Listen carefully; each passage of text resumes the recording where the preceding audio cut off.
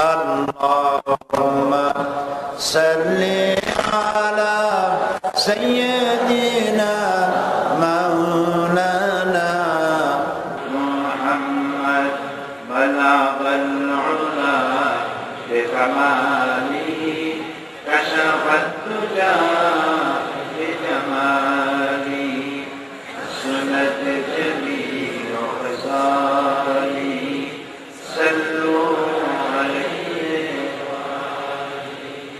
مولاي قلت بلبل كاتن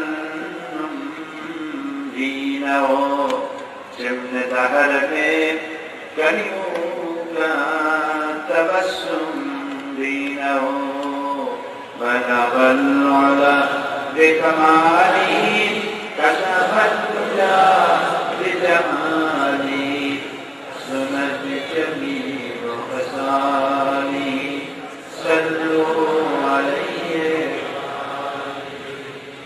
ये तेरा मेराज था कि तू लोहों परम तक पहुंचा ये तेरा मेराज था कि तू लोहों परम तक पहुंचा और मेरा मेराज है कि मैं तेरे कदम तक पहुंचा बलग العلا بكماله كشف الدجى بجماله حسنت جميع خصاله صلوا عليه দারুল ট্রাস্ট প্রতিকার দুদিন ব্যাপী তাফসীর কোরআন মাহফিলে আজকের এই সমাপনী দিবসে সম্মানিত সভাপতি গণমানুষের নেতা বিশিষ্ট আলেম সাহিব হযরতুল আল্লাহ মাওলানা আব্দুস সুবহান সাহেব, আমার পাশে উপবিষ্ট জন্মনায় ওলিয়ে কামিল হযরত মাওলানা ইসহাক সাহেব রাহমাতুল্লাহ আলাইহি কলিজার টুকরা সন্তান মুহাদ্দিস হযরত মাওলানা সৈয়দ ফিরদাউস বিন ইসহাক সাহেব, হযরত উলামায়ে কেরাম, সম্মানিত পাবনাবাসী, শ্রদ্ধেয় ভাইরা, তরুণ যুবকেরা, পর্দার আড়ালের মা এবং বোনেরা, আসসালামু আলাইকুম ওয়া রাহমাতুল্লাহি ওয়া বারাকাতুহু। আমরা আল্লাহ সুবহানাহু ওয়া তাআলার দরবারে লাখ কোটি শুকর আদায় করি যে আল্লাহ তাআলা আমাদেরকে কোরআনের মাহফিলে হাজির হওয়ার তৌফিক এনায়েত করেছেন। আলহামদুলিল্লাহ। এর থেকে শ্রেষ্ঠ মাহফিল আকাশের নিচে জমিনের উপরে আর নাই। আলহামদুলিল্লাহ বলেন। কারণ এই মাহফিলে আলোচনা হচ্ছে আকাশের স্রষ্টা যিনি, জমিনের স্রষ্টা যিনি, আপনার আমার স্রষ্টা যিনি, সেই রব্বুল আলামিনের কথা আলোচনা হয়। যে মাহফিলে ওর থেকে বড় মাহফিল, ওর থেকে মর্যাদা সম্পন্ন মাহফিল আর কোনটি কি হতে পারে? সেজন্য আমরা সৌভাগ্যবান। আমরা পড়ি, জোরে সোরে বলি, মুহাব্বতের সাথে বলি আলহামদুলিল্লাহ রব্বানা লাকাল হামদ হামদান কাসীরান তাইয়্যিবান মুবারাকান ফীহি ইয়া রাব্বি লাকাল হামদু কামা ইয়ানবাগি লিজালালি ওয়াজহিকা ওয়া আযীমি সুলতানিকা। আমরা প্রাণ ভরে আল্লাহ এবং তার রাসূলের শেখানো ভাষা দিয়ে আমাদের রবের প্রশংসা করে নিলাম। তার প্রশংসা যে করতে পারলাম এজন্য তার দরবারে আবারও শুকর আদায় করি আলহামদুলিল্লাহ। আল্লাহ তাআলা বলেছেন, আমার শুকর যদি আদায় করো লা ইন শাকারতুম লা আযীদান্নাকুম, যদি শুকর আদায় করো তাহলে আমি তোমাদেরকে বাড়ায় দেব। কি বাড়ায় দেব? কি বাড়ায় দেব? হ্যাঁ, এটা স্বাভাবিকভাবে আমরা বলি যে নিয়ামত বাড়ায় দেব, এটাও একটা ব্যাখ্যা। কিন্তু আসল ব্যাখ্যা হচ্ছে এই যে তুমি যদি আমার শুকর আদায় করো তাহলে শুকর আদায় করার তৌফিক আরো বেশি বাড়ায় দেব। আর যত তুমি আমার শুকর আদায় করতে থাকবা আমি নিয়ামতও আরো বাড়াইতে থাকবো। সুবহানাল্লাহ। তুমি আলহামদুলিল্লাহ কইতে থাকো, সুবহানাল্লাহ কইতে থাকো, নিয়ে কুলাইতে পারবে না। কত দরকার তোমার। হাদিসে কুদসি, হাদিসে কুদসি আল্লাহ তাআলা বলছেন সমগ্র পৃথিবীর, এই হাদিসটা হচ্ছে মুত্তাফাকুন আলাইহি, আল্লাহ তাআলা বলছেন, কে বলছেন? আল্লাহ তাআলা বলছেন সমগ্র পৃথিবীতে যত জিন এসেছিল আর যত মানুষ এসেছিল আর যত মানুষ আসবে আর যত জিন আসবে, সব যদি একটা মাঠে একত্রিত হয়ে আমার কাছে তাদের চাহিদা চাইতে থাকে, সকলের চাহিদা তো একরকম না, ঠিক না?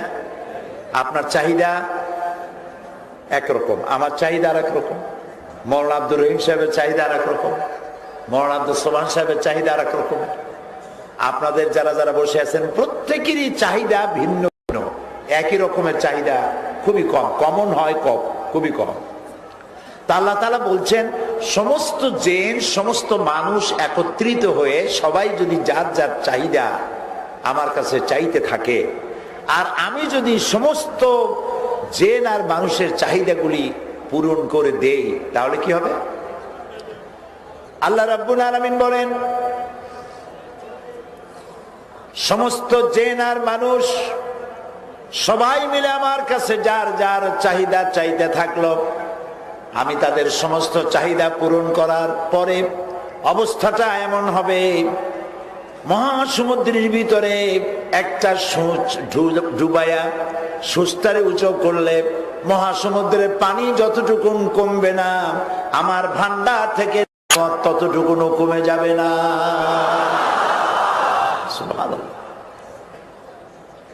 আল্লাহ তাআলা বলছেন তোমাদের যত দেই তোমরা খাইয়া শেষ করে ফেলাও, আর আমি যত দেই আমার ভান্ডার ভরাই থাকে, মোটেও কমে না।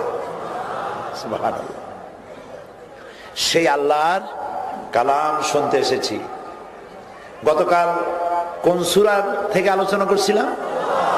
মাশাআল্লাহ, তাও মনে আছে। আলোচনা যে জায়গা দিয়ে করছিলাম, ওই যে বলছিলাম যে এটা একটা মহাসমুদ্র, এর আলোচনার কোনো শেষ নাই। তো আমি তো ভালো, সারা দুনিয়ার সমস্ত আলেম একত্রিত হয়েও কোরআনে কারীমের ব্যাখ্যা শেষ করতে পারবে না। সুবহানাল্লাহ বলতে ইচ্ছে করে না? সুবহানাল্লাহ। তবে কোরআন প্রত্যেকটি যুগের চাহিদা পূরণ করে, প্রতিটি যুগের প্রতিনিধিত্ব করে। যখন যে ধরনের তাফসীর প্রয়োজন, যুগ যেমন, ওই যুগের চাহিদা মেটানোর মতো আল্লাহ তাআলা মুফাসসির পাঠান, যারা কোরআনের চাহিদা, কোরআনের আলোচনা যুগের চাহিদা মিটিয়ে দেয়। প্রত্যেকটি যুগের প্রতিনিধিত্ব করে কোরআনে কারীম। সুবহানাল্লাহ। একটা জিনিস দেখেন, একটা দৃষ্টান্ত দেই। হযরত লোকমান আজ থেকে অন্তত 4000 বছর আগে দুনিয়া এসেছিলেন। আল্লাহ তাআলা আমাকে সুযোগ দিয়েছিলেন তার কবর জিয়ারত করার। হযরত লোকমান, তার কবর এবং নবী দানিয়েল আলাইহিস সালাম, এই দুইজনের কবর এক জায়গায়, ইস্কান্দারিয়া, মিশর। আল্লাহ তাআলা আমাকে সুযোগ দিয়েছিলেন, কবর জিয়ারত করছিলাম, নিজেকে সৌভাগ্যবান মনে করেছি। হযরত হারুন আলাইহিস সালাম, সালেহ আলাইহিস সালাম, হযরত আবী দারদা রাদিয়াল্লাহু তাআলা আনহু, সালাউদ্দিন আইয়ুবী, হযরত আমর ইবনুল আস রাদিয়াল্লাহু তাআলা আনহু, এইসব কবর জিয়ারতের একটা সুযোগ আল্লাহ দিয়েছিলেন। হযরত জালালউদ্দিন সৈয়দী রহমতুল্লাহ আলাইহি, ইমাম শাফি রহমতুল্লাহ আলাইহি, ইমাম ওয়াকি রহমতুল্লাহ আলাইহি, তাদের মাজার জিয়ারতের একটা সুযোগ আল্লাহ দিয়েছিলেন আমার মিশর সফরের সময়। হযরত লোকমান, তিনি নবীও না, তিনি রসুলও না। তিনি তার সন্তানদেরকে নসিহত করেছিলেন। নসিহতের সংখ্যা ছিল 9টা। কয়টা নসিহত করছিলেন? 9টা নসিহত। এই নসিহতগুলি আল্লাহর কাছে এত পছন্দ হলো যে 9টি নসিহতই আল্লাহ তাআলা হযরত লোকমানের নামে একটা সূরা নাজিল করে হযরতে লোকমানের তার কৃত নসিহতগুলি হুবহু আল্লাহ কোরআন শরীফ উঠাই দিলেন। সুবহানাল্লাহ। এখানে একটা জায়গা আছে, ইয়া বুনাইয়া ইন্নাহা ইন তাকু মিসকালা হাববাতিন মিন খারদালিন ফাতাকুন ফি সাখরাতিন আও ফিস সামাওয়াতি আও ফিল আরদি ইয়াতি বিহাল্লাহ। হে আমার কলিজার টুকরা সন্তান, জেনে রাখো, একটি সরিষা পরিমাণ দানা যদি হারিয়ে যায় মহাশূন্যে কোথাও, কিসের মতো দানা? সরিষার মতো দানা। সরিষা তো নিশ্চয়ই আপনার মানুষের আছে না? সরিষার মতো একটি দানা যদি মহাশূন্যে গ্রহ অভ্যন্তরে যদি হারিয়ে যায়, অথবা তা হারিয়ে যায় মরু প্রান্তরে, অথবা পাহাড় পর্বতে, অথবা আকাশ বা জমিনের কোথাও যদি একটা সরিষার দানা হারিয়ে যায়, ইয়াতি বিহাল্লাহ, কিয়ামতের দিন আল্লাহ সে দানাটাকে উপস্থিত করবেন। ইন্নাল্লাহ লাতীফুন খাবীর, তিনি সূক্ষ্মদর্শী। সুবহানাল্লাহ, সুবহানাল্লাহ।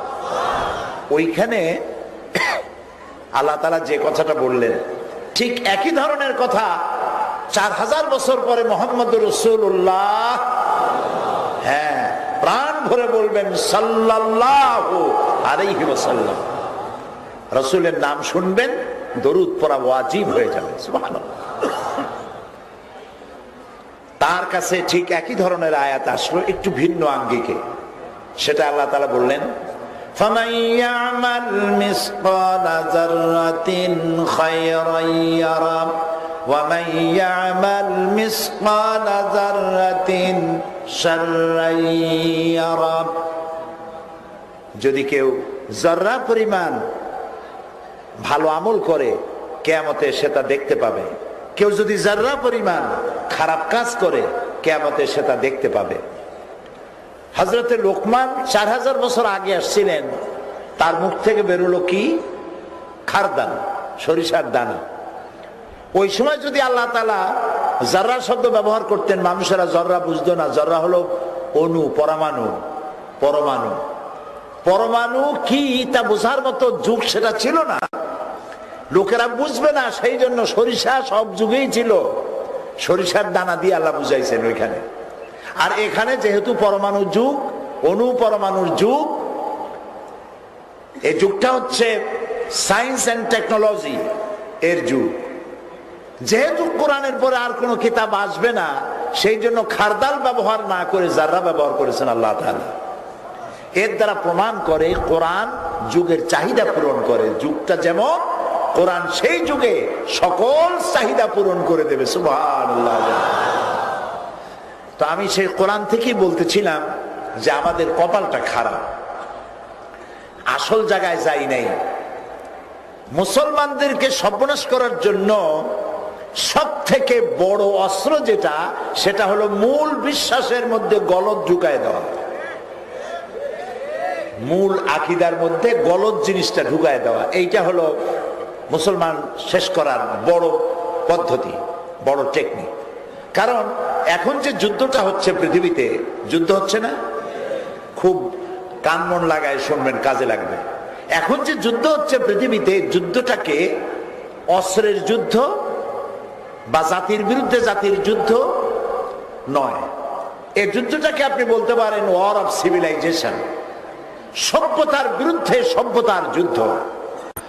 ইসলামকে দুনিয়া থেকে শেষ করে দেওয়া যাবে না, কারণ আদর্শিক দিক থেকে এরা একটা সাইড নিয়ে নিয়েছে। এরা এদের মেয়েদেরকে উলঙ্গ করে না, এরা নিজেরা পাইকারি দরে সবাই মদ খায় না, সবাই জুয়া খেলে না।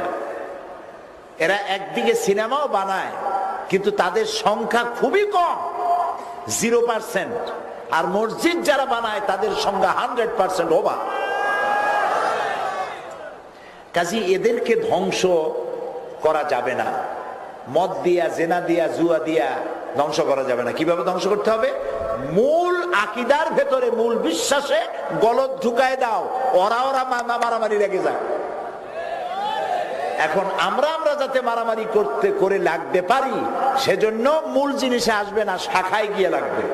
নামাজ নিয়ে কেউ বলবে না নামাজ 6 ওয়াক্ত, বলবে কেউ বলবে না রোজা 32টা, কেউ বলবে না ইফতার করো জোহরের সময়।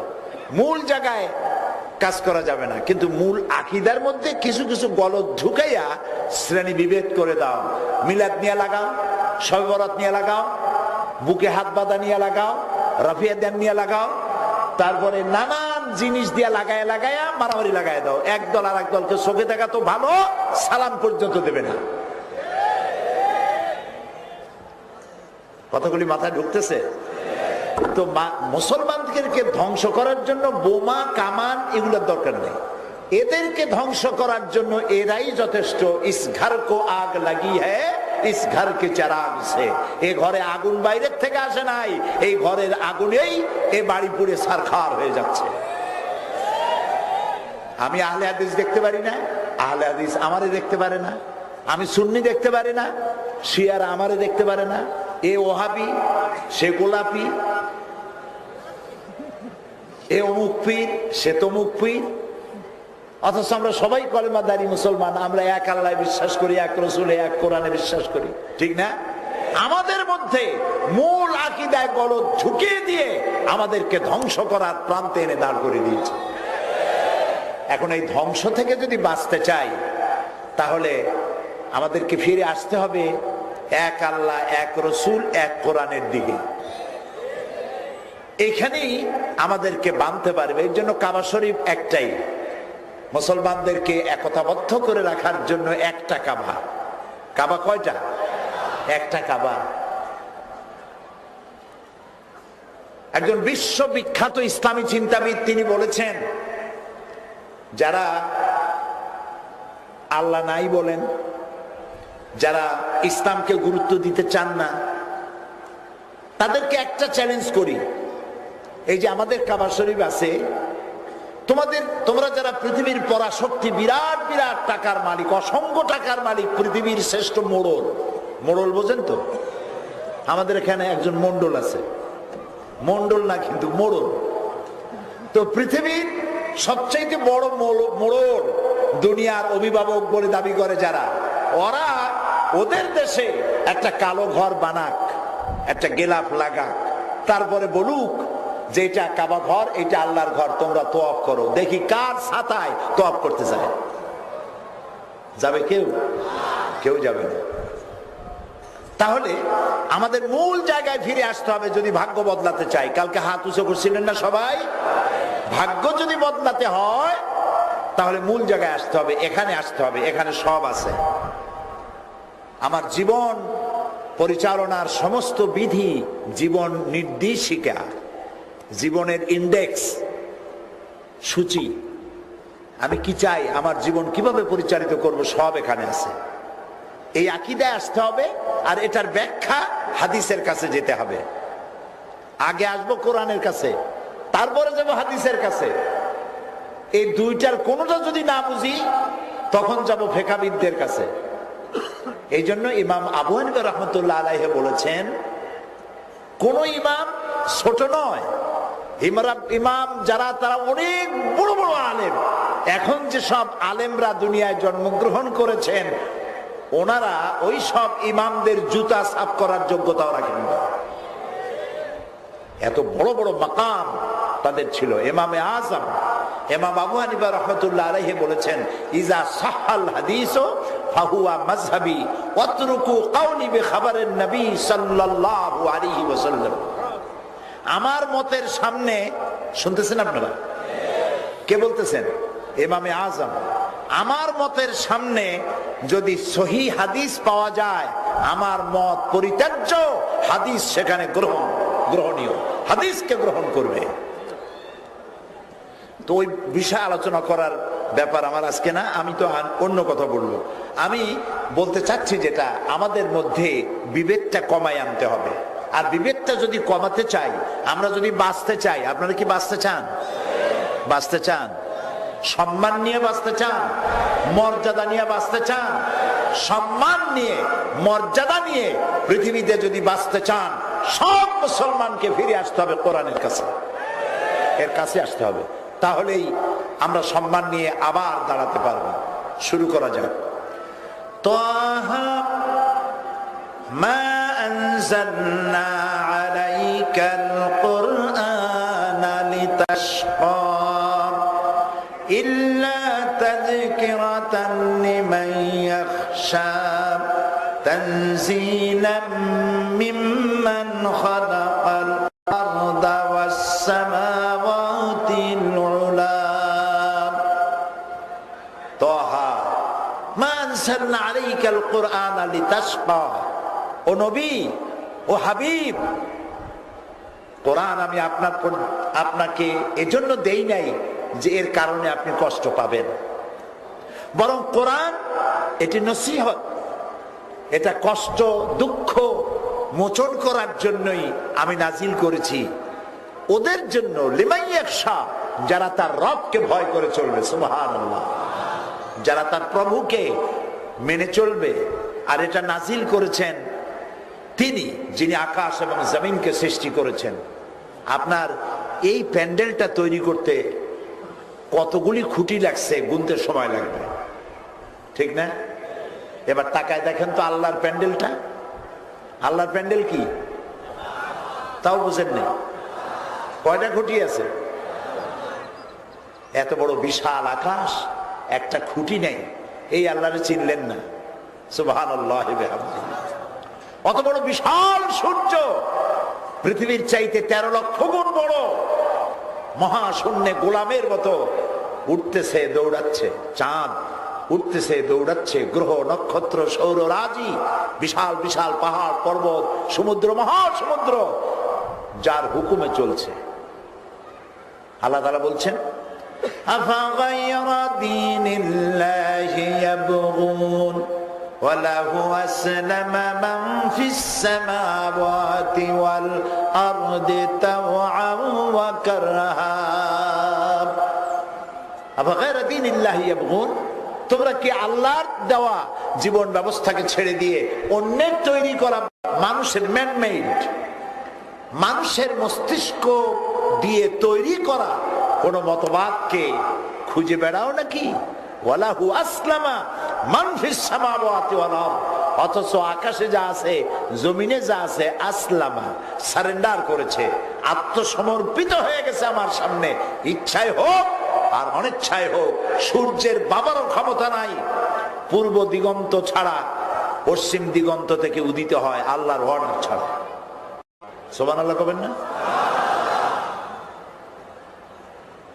সমুদ্রগুলি একই সমান্তরালে বয়ে যাচ্ছে। মারাজাল বাহরাইনি ইয়ালতাকিয়ান বাইনাহুমা বারযাখুন লা ইয়াবগিয়ান। একদিকের পানি মিষ্টি, আর একদিনের পানি লবণাক্ত, মাঝখানে কোনো হিজাব নাই, পার্টিশন নাই, পর্দা নাই। লবণ পানি মিষ্টি এলাকাকে লবণ বানাইতে পারে না, লবণ পানি মিষ্টি এলাকাকে লবণাক্ত করতে পারে না, অথচ মাঝখানে কোনো পার্টিশন নাই। এ ব্যাপারে আজ থেকে শখানেক বছর আগে প্রশান্ত মহাসাগর, প্যাসিফিক ওয়াশন, এর মধ্যে একটা নদী আবিষ্কার হয়েছে, মহাসমুদ্রের মধ্যে নদী। এটি লম্বা প্রায় 400 কিলোমিটার আর চওড়া প্রায় 150 কিলোমিটার। সমুদ্রের মধ্যে নদী, তার মানে কি? তার মানে হচ্ছে এই এরিয়ার পানিটা অত্যন্ত সুমিষ্ট, আর বাইরে সব পানি লবণাক্ত, সারা মহাসমুদ্রের পানি লবণাক্ত, এই এরিয়ার পানিটা মিষ্টি, মাঝখানে কোনো পার্টিশন নাই, মাঝখানে কোনো হিজাব নাই। এই মিষ্টি পানি আল্লাহ তৈরি করে রাখছেন। লবণ পানির ভেতরে যে সমস্ত জলচর প্রাণী আছে, জাহাজে মানুষ ঘুরে বেড়ায়, পানির যদি অভাব ঘটে, মিষ্টি পানি, স্রষ্টা সেখানে পানির বন্দোবস্ত করে রেখেছে। আল্লাহর হুকুম মানতেছে তারা। চাঁদে মানে, সূর্যতে মানে, পাহাড়ে মানে, সবাই মানে। আর যারা হুকুম মানে তারাই শান্তিতে থাকে। এটা ঠিক কিনা? বাঘেরা কোথায় থাকে? বাঘ জঙ্গলে থাকে, সাপেরা গর্তে থাকে, সিংহরা জঙ্গলে থাকে। বাঘ সিংহ তারা যদি মিছিল করতো যে না থাকবো না আর বদ্ধ ঘরে, দেখবো এটা এবার পাবনাটারে। এই বলে যদি জঙ্গল থেকে মিছিল করে বেরিয়ে আসতো বাঘেরা সাপেরা, তাহলে আপনারা থাকতে পারতেন? ওরা মিছিল করে না, না খাইয়াও মরে না, ক্ষুধার জ্বালায়। দেখা গেল আজকের পত্রিকায় ক্ষুধার জ্বালায় 500 বাঘ না খেয়ে মারা গেছে সুন্দরবনে। এরকম একটি খবর শুনেছেন কখনো? সমুদ্রের ভিতরে হাঙ্গর আর কুমির মারামারি করে 2000 কুমির আর হাঙ্গর মারা গিয়েছে। পুলিশ সেখানে কারফিউ দিয়েও ঠেকাইতে পারে নাই। এরকম হয়েছে কখনো? হয় নাই। আকাশে অসংখ্য তারকারাজি, সৌরজগৎ, মিল্কি ওয়ে, ছায়াপথ, অসংখ্য তারকা, গ্রহ নক্ষত্র, সৌররাজি, নবমণ্ডল সব আপন আপন কক্ষপথে ঘুরে বেড়াচ্ছে। একটার সাথে আর একটার সাথে গুতা লাগিয়া ভাঙ্গিয়া সর্বনাশ হয়ে পড়েছে। পাবনার মানুষ দৌড়াবে কোথায়, দিশা পাবে না। এরকম হয়েছে কখনো? তাহলে দেখা গেল আল্লাহর আইন ওরা মানে, তাই ওদের মধ্যে ঝগড়া নাই। বাঘেরা মারামারি করার মতো অস্ত্র আছে না? তাও কয়টা? কি অস্ত্র? বন্দুক না, মূলার মতো দাঁত, আর কি সুচালো দাঁত। হাতের মধ্যে কি আছে? নখর। আর আছে প্রচন্ড শক্তি। আপনার টয়োটা গাড়ি যেভাবে দৌড়ায় তার থেকেও জোরে দৌড়াইতে পারে চিতাবাঘ। তাহলে দেখা গেল দৌড়াতে পারে, ক্ষিপ্রতা আছে, হিংস্রতা আছে, মারামারি করার মতো অস্ত্রপাতি হাতেই আছে। সাপে দংশন করবে, সাথে সাথে মারা যাবে মানুষ। সাপ তো ভালো, এই যে বল্লা ভীমরুল, ভীমরুল চেনেন? ক্যাপসুলের মতো, দুই দিকে হলুদ রং, মাঝখানে কালো ব্যান্ড লাগানো। এদের সকলের কাছে অস্ত্র আছে, এমনকি কুত্তার কাছেও অস্ত্র আছে। কুত্তায় কামড় দিতে পারে, কিন্তু আপনার ঠ্যাং পেঁচাইয়া একটা কামড় দিল, আল্লাহ যেন না করে, আমিন বলে। কিন্তু এর জবাব কি আপনি দিতে পারবেন ওরে? লাঠি ছাড়া আপনি কি ওরে কামড়াইতে পারবেন? আপনার দাঁত ভাঙবে, আরো একটা কামড় খাবেন, কিন্তু আপনি কিছু করতে পারবেন না। তো ওদের কাছে এত অস্ত্র, অথচ তারা মারামারি করে না। যাদের মধ্যে অশান্তি হওয়ার কথা তারা আছে শান্তিতে, আর যাদের কাছে শান্তি থাকা দরকার তারা চরম অশান্তিতে। তারা হলে এই মনুষ্য জাতি। মারামারি করার মতো কিচ্ছু নাই। আপনি কার নড়াইতে পারবেন না। আপনার হাতে এমন নখও নাই যা দিয়ে চামড়া শুদ্ধ সিলাই নিয়ে আসতে পারবেন। এমনি খামসি দিতে পারবেন, কিন্তু তাতে তেমন কিছু ক্ষতি হবে না।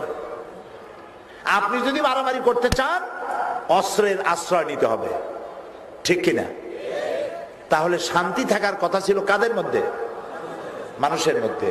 এখন হিসাব করে দেখেন, এই পৃথিবীতে বাঘে, কুমিরে, সাপে, হাঙ্গরে সবাই মিলে যত না মানুষ মেরেছে, তার থেকে লক্ষ গুণে বেশি এই মানুষ নিজেরা মারামারি করেছে, তার থেকে বেশি। অথচ আমাদেরকে আল্লাহ তাআলা বানাইছিলেন লাকাদ খালাকনাল ইনসানা ফি আহসানি তাকওয়িম, সব থেকে সুন্দর করে বানাইছি আমি মানুষ। ওয়ালাকাদ কাররামনা বানি আদম, বনি আদমকে সব থেকে মর্যাদা দিয়েছি আমি, সুন্দর করে বানাইছি এই মানুষগুলিকে। সুম্মা রাদাদনাহু আসফালা সাফিলিন, এই মানুষগুলি যারা দিলাম সম্মান, সে নিচে নামতে নামতে নামতে এত নিচে নামলো, শয়তান গালে হাত দিয়ে তাকায় দেখে, ওরে বাবা উদ্দুর নামলো কেমনে? শয়তানি উদ্দুর নামতে পারে না। মানুষ, পুরুষ, পুরুষে পুরুষে বিয়ে করতেছে। নাউজুবিল্লাহ কয়বার করবেন? আমি যখন আমার ওস্তাদ হযরত মাওলানা আবুল কালাম মোহাম্মদ ইউসুফ, জামাত ইসলামীর নায়েবে আমির, আমি জালালাইন শরীফ পড়েছি তার কাছে, তিনি আমার ওস্তাদ। আল্লাহ তাকে সুস্থতা দান করুন, দীর্ঘজীবী করুন। আমার উস্তাদদের মধ্যে কেবল তিনি এখন বেঁচে আছেন। তিনি আর আমি একসাথে 78-এ লন্ডন গেছিলাম সফরে, ইন্টারন্যাশনাল সিরাত কনফারেন্সে আমাদের দাওয়াত ছিল। এখন উস্তাদ আর আমি কি সমস্যা, যেখানে যাই সেখানে এমন সব দৃশ্য দেখি যে দৃশ্য আমরা আমাদের জীবনে কল্পনাও করতে পারি নাই। আমি তা ভাষাও ব্যক্ত করতে পারবো না। আমি দেখি আর কই আস্তাগফিরুল্লাহ, ওদিকে তাকাই ওই আস্তাগফিরুল্লাহ। এখন আমার সাথে যিনি ছিলেন কয় যে হুজুর এইরকম আস্তাগফিরুল্লাহ আস্তাগফিরুল্লাহ মতো মরেই যাবেন, এর থেকে সকালবেলা যখন বাইর হবেন 1000 বার আস্তাগফিরুল্লাহ একসাথে পড়ে এসে। মানুষ যে কত শয়তান হইতে পারে আপনি নাউজুবিল্লাহ কই কুলাইতে পারবেন না।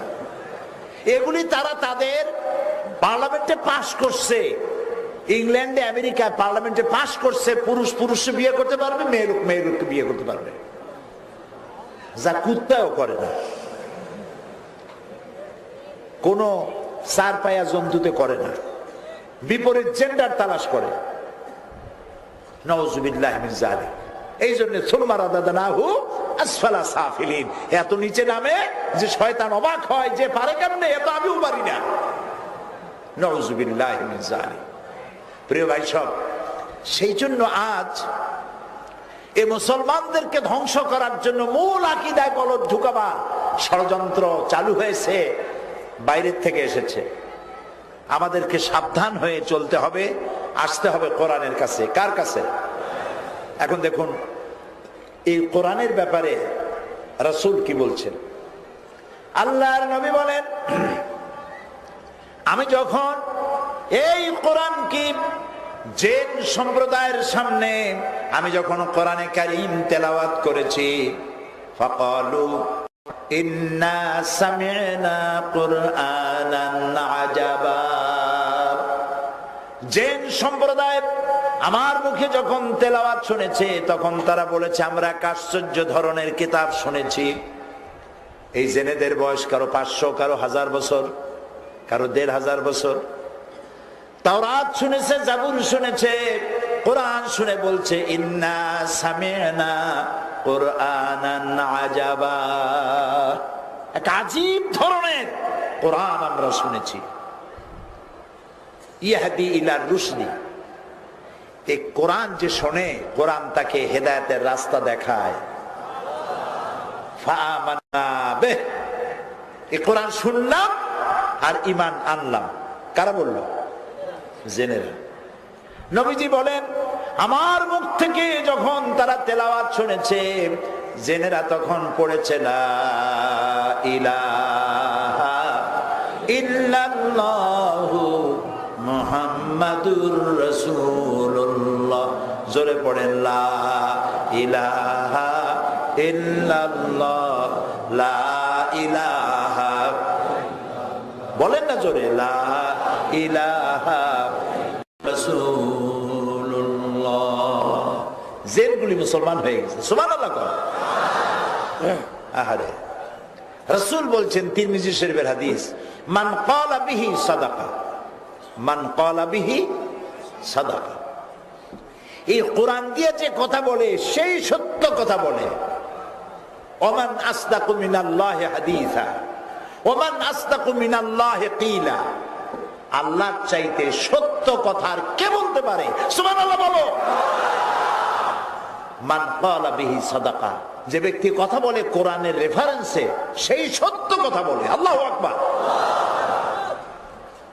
আমরা আমাদের কপাল খারাপ, কত নেতা আছে বক্তব্য রাখে ঘন্টার পর ঘন্টা, কোরআনের একটা রেফারেন্স নাই, হাদিসের একটা রেফারেন্স নাই। সেগুলো শুনিয়া মানুষ পাগল হয়ে যায়, পিছনে ঘুরতে থাকে, আমার ভাই, তোমার ভাই, উল্লুক ভাই, ভাল্লুক ভাই, অমুক মিয়ার চরিত্র ফুলের মতো পবিত্র, নামাজ পড়ে না একক। এইসব স্লোগান দেয় আর এগুলো পিছনে ঘুরে। হায় রে কপাল। ফাইনা তাযহাবুন, কোথায় দৌড়াচ্ছ? কার পিছনে দৌড়াও? একটু চিন্তা করো না। নবী করিম সাল্লাল্লাহু আলাইহি ওয়াসাল্লাম বলেছেন, আল মারউ মাআ মান আহাব্বা, রাওয়াহুল বুখারী। আল মারউ মাআ মান আহাব্বা, যার সাথে তোমার ভালোবাসা হবে ওর সাথে তোমার হাসর হবে। যার পিছনে স্লোগান দিয়েছো, যার পিছনে দৌড়াইছো, যার জন্য কষ্ট করেছো, পরিশ্রম করেছো, হাসরও হবে তার সাথে। ওর কপালে যা আছে তোমার কপালেও তাই আছে। আহারে কপাল, আহারে মুসলমান। সেই জন্য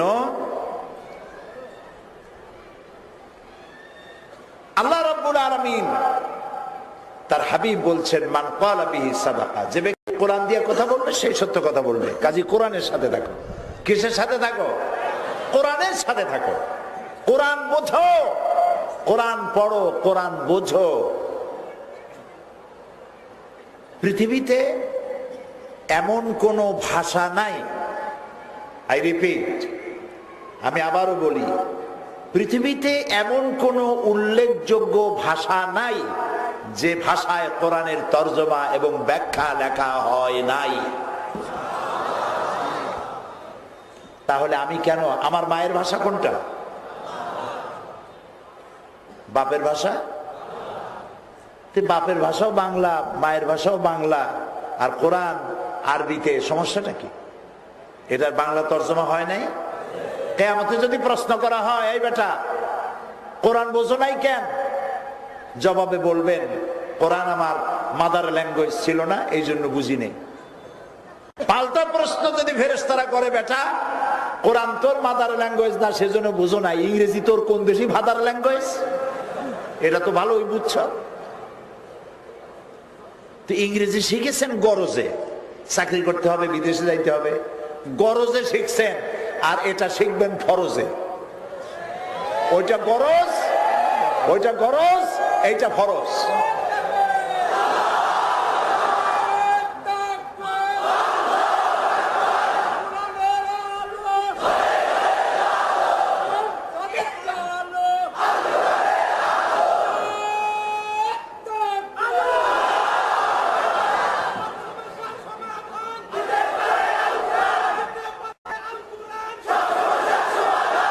সত্যি কথা, আলহামদুলিল্লাহ বলে।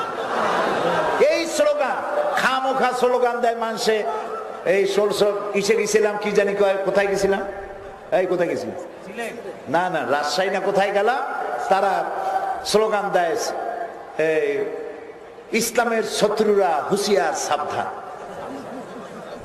তুমি শত্রু বানাও কেন? আরে বন্ধু বানাও, মানুষের সাথে বন্ধুত্ব করো। খালি কই ইসলামের শত্রুরা, শত্রু পাইছো কই? সব আমার বন্ধু। বন্ধুত্বের হাত বাড়ায় দাও, কেউ আমার শত্রু নয়, সব বন্ধু। বন্ধুত্বের হাত বাড়াও, ভালোবাসার হাত বাড়াও। আমার এ ঘর ভাঙ্গিয়াছে যেবা, আমি বাঁধি তার ঘর, আপন করিতে ঘুরিয়া বেড়াই, যে করেছে মরে পর। তাহলেই আপনি ইসলামে আগাতে পারবেন। আর শত্রু শত্রু করবেন, কিছু করতে পারবেন না। সেই জন্যে আল্লাহ রসুল বলছেন, মান ক্বালা বিহি সাদাকা, কোরআন দিয়ে যে কথা বলে সেই সত্য কথা বলে। আর এ হচ্ছে এমন এক কিতাব, সারা জীবন বলে শেষ করতে পারবো না। আমার আল্লাহ বলেছেন। কে বলেছেন? বলেন, আমার আল্লাহ বলেছেন, ফামান তাবিয়া হুদায়া ফালা খাউফুন আলাইহিম ওয়ালা হুম ইয়াহজানুন। আল্লাহ রাব্বুল আলামিন বলেন, যে বা যারা এই কোরআনের অনুসরণ করে চলবে, এটাকে মেনে চলবে, ব্যক্তি, পরিবার, সমাজ, জীবনের সকল ক্ষেত্রে এই কোরআনের আইন যারা মেনে চলবে, ফালা খাউফুন আলাইহিম, ওদের জন্য কোনো ভয় নাই, ওয়ালা হুম ইয়াহজানুন, ওদের জন্য কোনো চিন্তাও নাই। ভয়ও নাই, চিন্তাও নাই, যদি কোরআন মেনে চলো।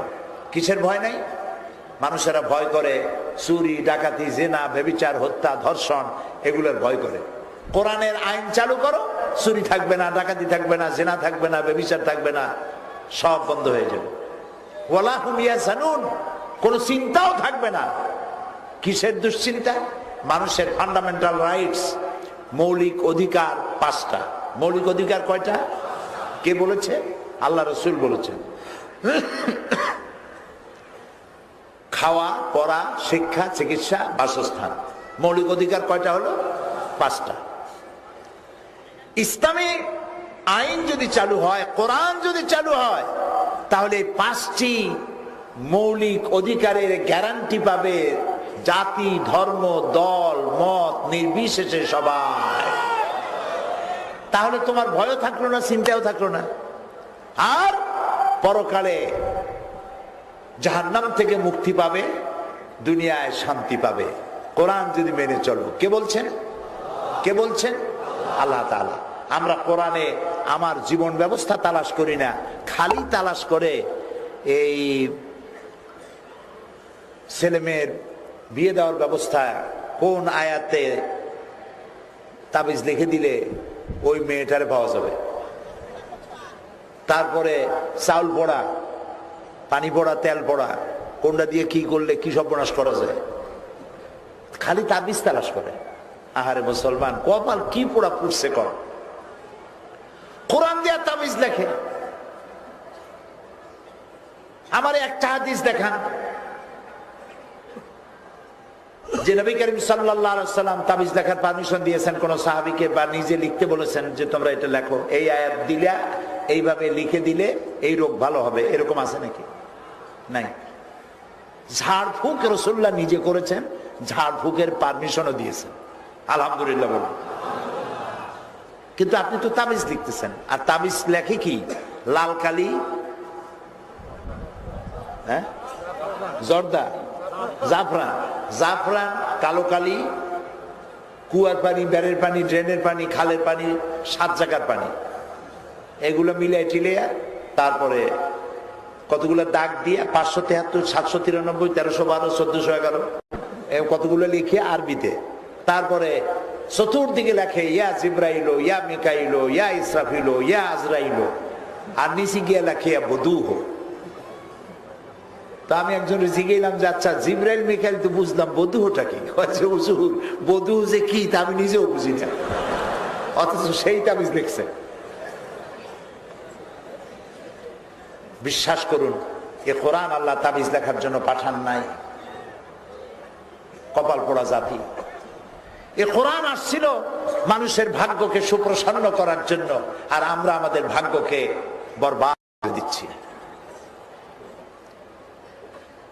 নবী করিম সাল্লাল্লাহু আলাইহি ওয়াসাল্লাম বলছেন মান ক্বালা বিহি সাদাকা ওয়া মান আমিলা বিহি উজরা। আর যে ব্যক্তি কোরআন পড়বে আর আমল করবে তাকে পুরস্কৃত করা হবে ফিদ দুনিয়া ওয়াল আখিরা, দুনিয়াও পুরস্কার পাবে, আখিরাতেও পুরস্কার পাবে। দুনিয়ার পুরস্কারটা কি? দুনিয়ার টাটকা নগদ পুরস্কার, চুরি, ডাকাতি, জেনা, ব্যভিচার বন্ধ হয়ে যাবে কোরআনের আইন চালু হলে। আমি যখন ইংল্যান্ড, আমেরিকায় যখন বক্তব্য রাখি, আফ্রিকা, অস্ট্রেলিয়া, বিভিন্ন দেশে এসব জায়গায় বক্তব্য যখন রাখি, তখন সেখানে খ্রিস্টান থাকে, বৌদ্ধ থাকে, হিন্দু থাকে, নানান ধরনের মাল্টি ন্যাশনাল পিপল সেখানে উপস্থিত হয়। তা আমি সেখানে বলি যে আপনাদের মুসলমান হওয়ার দরকার নাই, শুধু কোরআন শরীফের আইনটা যদি মানেন, পৃথিবীর মানুষেরা শুধু কোরআনের আইন যদি মানে, পৃথিবীতে শান্তি হবেই। পরকালে জাহান্নাম থেকে মুক্তি পাবেন কিনা তার গ্যারান্টি আমি দিতে পারবো না, যেহেতু ঈমান আনেন নাই, কিন্তু দুনিয়ায় শান্তি পাবেন। তারা বললো 2-1টা দৃষ্টান্ত দেন। বললাম দৃষ্টান্ত টাটকা 3টা দিয়ে দেই। 3টা, কয়টা? 3টা দৃষ্টান্ত দেই। 1 নম্বর, ইন্টারেস্ট, সুদ। সুদ হচ্ছে মারাত্মক গুনাহ। আর সুদটা কি? সুদ হলো গরিবের কাছ থেকে নাও আর কারে দাও? ধনীদের দিয়ে দাও, এটার নাম সুদ। আর এটার উল্টা হলো যাকাত, ধনীদের কাছ থেকে নাও, গরিবদের দাও। আচ্ছা, সুদ যে ব্যাংকে যে সুদি লেনদেন আছে, এই লেনদেন যারা করে তাতে শোষিত কি শুধু মুসলমানরা হয়, না হিন্দু খ্রিস্টান সবাই হয়? বলেন। এখন রাসূলুল্লাহ বলছেন সুদের মধ্যে 70টি গুনাহ আছে। কয়টা গুনাহ? 70টি গুনাহ। তার ছোট্ট গুনাহ হলো নিজের গর্ভধারিণী মাকে বিবাহ করা। নাউযুবিল্লাহি মিন যালিক। চিন্তা করলাম এইটা যদি হয় ছোট্ট গুনাহ, তাহলে বড় গুনাহটা কি? কোন হাদিসে বড় গুনাহটা পাওয়া গেল না। বড় গুনাহটা আছে কোরআন শরীফের সূরা বাকারা। আল্লাহ তাআলা সুদের অপকারিতা বয়ান করে বলছেন, ফাইন লাম তাফআলু ফাযানু বিহারবিন মিনাল্লাহি ওয়া রাসূলি। এই সুদ যদি না ছেড়ে দাও, তাহলে আল্লাহ এবং রাসূলের পক্ষ থেকে যুদ্ধের ঘোষণা রইল। পারবেন আল্লাহ রাসূলের সাথে যুদ্ধ করতে? আল্লাহ রাসূলের সাথে যুদ্ধ করবেন কি? যদি বল্লার মৌমাছি আল্লাহ ছাড়িয়ে দেয় এখানে, তাও তো কুড়াইতে পারবেন না। ফেরাউন রে, নমরুদ রে আল্লাহ কি দিয়ে দিলেন? শুধু একটা ডানা ভাঙ্গা মশা। একটা ডানা ভাঙ্গা মশা নাকের মধ্যে দিয়ে ঢুকিয়া হেড অফিসে চলে গেছে, যাইয়া ওর হাতে যা ছিল সবটা মগজের মধ্যে ঢুকাই দিছে।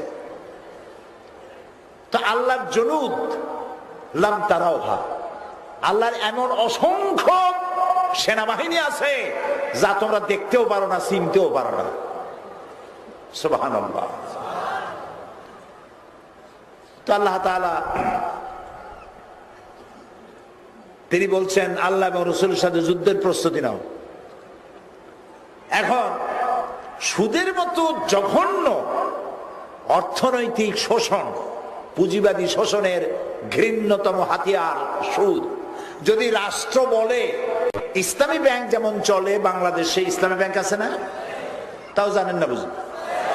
ইসলামী ব্যাংক যেমন সুদমুক্ত ব্যাংক, বাংলাদেশ ব্যাংক থেকে শুরু করে সমস্ত ব্যাংকগুলিকে সুদমুক্ত করার নির্দেশ দেওয়া হলো। আগামীকাল থেকে আর কোন ব্যাংক সুদ ভিত্তিক লেনদেন করতে পারবে না। যারা যাদের কাছে যত সুদ পাওনা আছে সব ছেড়ে দাও। আল্লাহ তাআলা নির্দেশ করেছেন কোরআন শরীফে, সুদ ছেড়ে দাও। যদি নির্দেশ হয় আর সুদ ভিত্তিক অর্থনীতির বিলুপ্ত হয়ে যদি লাভ লোকসান অংশীদারিত্বের ভিত্তিতে যদি হালাল ব্যবসা হয়, তাহলে এর দ্বারা উপকৃত হবে কি শুধু মুসলমান, না হিন্দু খ্রিস্টান গোষ্ঠী শুদ্ধ সবাই হবে? এ হলো আল্লাহর আইন। এটা কার আইন? আল্লাহর আইন। কোরআন মুসলমান হওয়া লাগবে না, খালি আপনি কোরআনটা মানেন। গেল 1 নম্বর। 2 নম্বর, মেয়েরা রাস্তা দিয়ে হাঁটতে পারে না, শীষ দেয়, SMS করে, বিশ্ব ভালোবাসা দিবস পালন করে। Girls high school, girls college যখন ছুটি দেয়, পোলাপানরা মেয়েদের কলেজের সামনে এতিমের মতো খাড়ায় থাকে।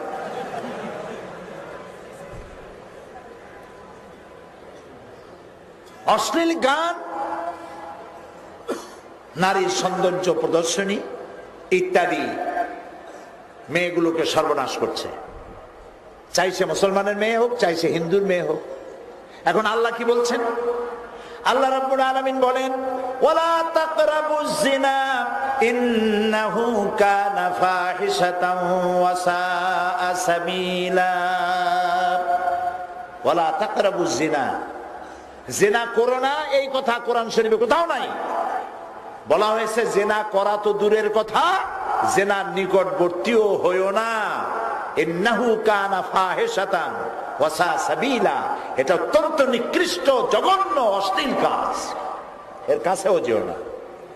তো জিনার কাছে যেতে হলে নিশ্চয়ই কিছু রুট আছে, রাস্তা আছে, সেখানে যেতে নিষেধ করেছেন আল্লাহ। ওইটা খুব খারাপ কাজ, ওইটা করা তো দূরের কথা, ওখানে যাওয়া যায় যে সব রাস্তা দিয়ে, ওই রাস্তার কাছেও যেও না। সেই রাস্তাগুলো কি? ব্লু ফিল্ম, অশ্লীল সিনেমা, অশ্লীল গান, অশ্লীল নাচ, নারীর সৌন্দর্য প্রদর্শনী। এই প্রদর্শনীগুলি আর হ্যাঁ কে যেন বললো মোবাইল, মোবাইলটাও এখন এটার একটা রাস্তা হয়েছে। এই মোবাইল দিয়েও সর্বনাশ করে। তারপরে কোচিং, এরপরে কম্পিউটার ব্রাউজিং, সাইবার ক্যাফে, ইন্টারনেটের মাধ্যমে সর্বনাশ করা হয়। তো যে সমস্ত জিনিসগুলি তোমাকে জেনার নিকটবর্তী করে দেয়, এগুলি বন্ধ করে দাও। এখন যদি সরকার ব্লু ফিল্ম সম্পূর্ণভাবে নিষিদ্ধ, যার কাছে পাওয়া যাবে তাকেই 20 বছরের কারাদণ্ডে দণ্ডিত হতে হবে। নারীর অশ্লীল সৌন্দর্য প্রদর্শনী চলতে পারবে না, অশ্লীল গান চলবে না, সমস্ত রকমের অশ্লীলতা পাপাচা যদি বন্ধ করে দেয়, তাহলে মুসলমানদের মেয়েরাই উপকৃত হবে নাকি? হিন্দু খ্রিস্টান বৌদ্ধ দলমত নির্বিশেষে সবার মেয়েগুলি হেফাজত হয়ে যাবে না? যার যার রাস্তা দিয়ে হাঁটবে, কেউ তাকাইতেও সাহস পাবে না। যেহেতু পরের নারীর দিকে যদি তাকাও আর যদি শীষ দাও, যা দিয়ে শীষ দেশও কাটিয়ে দেওয়া হবে। সৌদি আরবে গেছেন যারা, তারা দেখে আসছেন, তাওয়াফ হচ্ছে, নারী পুরুষ একসাথে আল্লাহর ঘর, বাবাজি, আকাশের চাঁদের মতো সুন্দরী মেয়েরা গভীর রজনীতে একাকিনী আল্লাহর ঘর তাওয়াফ করতেছে। আল্লাহর ঘর তাওয়াফ করলো, তাহাজ্জুদের নামাজ পড়লো, তেলাওয়াত করলো, এরপরে একাকিনী আবার নিজের ঘরে ফিরে গেল। লাখো জনতার মধ্য দিয়ে একবার কোন পুরুষের নজর পড়েছে মেয়েটার প্রতি, সৌন্দর্য উপভোগ করার জন্য দ্বিতীয়বার তাকাতে পারে এমন হিম্মত কোন বাপের বেটার সেখানে নাই। সুবহানাল্লাহ। হযরত ইব্রাহিম আলাইহিস সালাম আল্লাহর কাছে আবুল আম্বিয়া, শুধু মিল্লাতের পিতা নন, আবুল আম্বিয়া, সমস্ত নবীদের পিতা। সুবহানাল্লাহ। ইব্রাহিম আলাইহিস সালাম বলেছেন, রব্বি জাল হাযাল বালাদা আমিনান, আল্লাহ তাআলা তুমি এই শহরটাকে নিরাপত্তার শহর বানাও।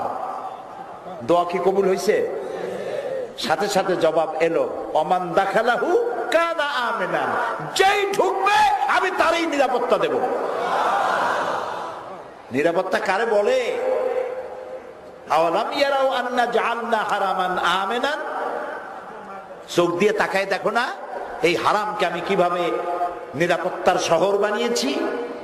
মুজদালিফায় যাই দেখো, শামিয়ানা নাই, ঘর নাই, বাড়ি নাই, লক্ষ লক্ষ নারী আর পুরুষ সারা রাত পাশাপাশি কাছাকাছি অবস্থান করে, শুয়ে থাকে, হেঁটে বেড়ায়। হাজার হাজার হাজার বছরের ইতিহাসে এই ঘটনা নাই যে নারী জনিত কোনো দুর্ঘটনা ঘটেছে মুজদালিফার মাঠে, মিনায় বা আরাফাতে, অথবা তওয়াফে, অথবা মক্কা মদিনায়। সুবহানাল্লাহ কইতে ইচ্ছা করে না? এ হলো আল্লাহর আইন। এটা কার আইন? আল্লাহর আইন। পরের মেয়ে লোকের দেখাবা, আসল ধরে টান দিবা, হাত কেটে দেওয়া হবে। জেনা করবা, কল্লা উড়াই দেওয়া হবে। নারীরা কি স্বাধীনতা ভোগ করছে সেখানে। সুবহানাল্লাহ, সুবহানাল্লাহ। এই আইনটা কার? আল্লাহর আইন।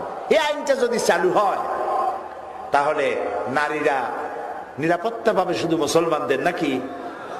সবাই নিরাপত্তা লাভ করবে।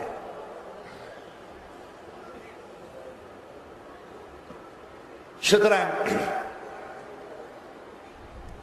এই যে দুইটা জিনিস, ওমান আমেলা বিহি উজেরা, আল্লাহ তার রাসূল বলছে যে আমল করবে, কোরআনটা পড়বে আর আমল করবে, তাদেরকে পুরস্কৃত করা হবে। দুনিয়াও পুরস্কার পাবে, আখিরাতেও পুরস্কার পাবে। আখিরাতের পুরস্কারটা কি?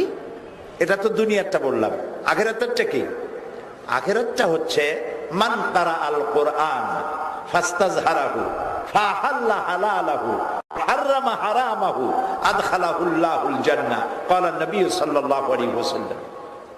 আল্লাহর নবী বলেন, যে ব্যক্তি কোরআন পড়ল, কোরআন বুঝল, কোরআনের হালালটাকে হালাল ভাবে গ্রহণ করলো আর হারামটাকে বর্জন করলো, অর্থাৎ আমল করে চললো, ফাস্তাজহারাহু, আর এর প্রচার প্রসার করলো, এটাকে বাস্তবায়নের চেষ্টা করলো, কিয়ামতের দিন আল্লাহ রাব্বুল আলামিন তাকে জান্নাত দান করাবেন। আল্লাহ নবী বলেন, শুধু ওই ব্যক্তি যাবে না, ওয়াসাফাহু ফি আশারাতিন মিন আহলি বাইতিহি কুল্লুহুম কাদ ওয়াজাবাত লাহুন নার। কিয়ামতের দিন আল্লাহ রাব্বুল আলামিন শুধু ওই লোকটাকে জান্নাতে দিবেন না, বলবেন শুধু তুমি জান্নাতে যেও না, আমি তোমাকে পারমিশন দিলাম, তোমার রক্ত সম্পর্কিত 10 জন লোকের ব্যাপারে আমারে সুপারিশ করো। ওই রকম 10 জন যাদের জন্য হিসাবের পরে জাহান্নাম ওয়াজিব হয়ে গিয়েছিল, তাদেরকেও বোনাস স্বরূপ তোমার সাথে জান্নাতে দিয়ে দেব। সুবহানাল্লাহ।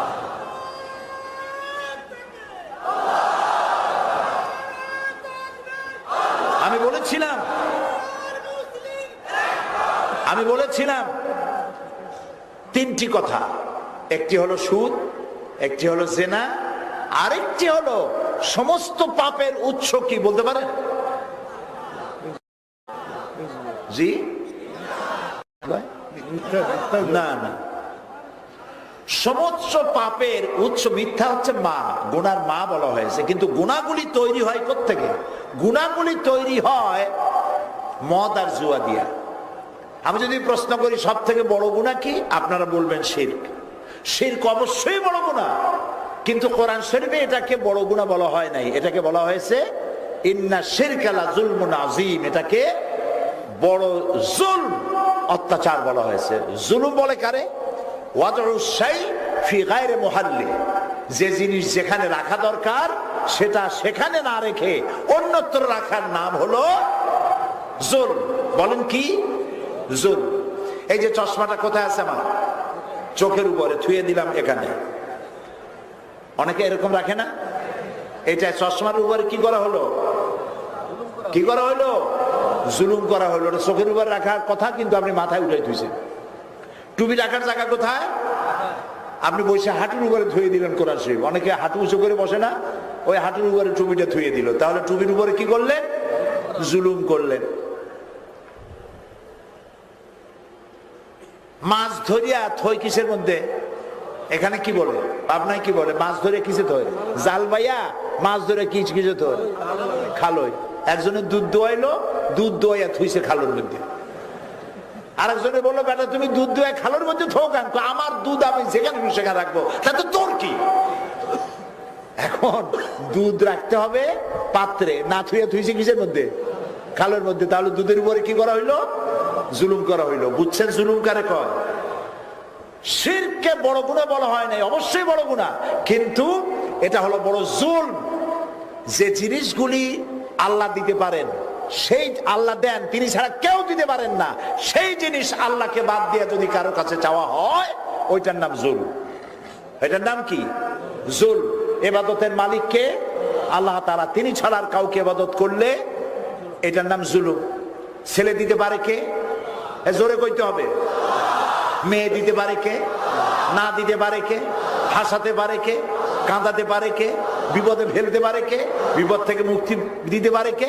বলেন আল্লাহ, আল্লাহ, আল্লাহ, আল্লাহ, আল্লাহ। সবটার মালিক তিনি। আপনি সন্তান হয় না বলে আপনি চলে গেলেন কোন দরবারে, কোন দরগাহে, বিভিন্ন জায়গায় গিয়ে চাইতে লাগলেন, এর নাম জুলুম।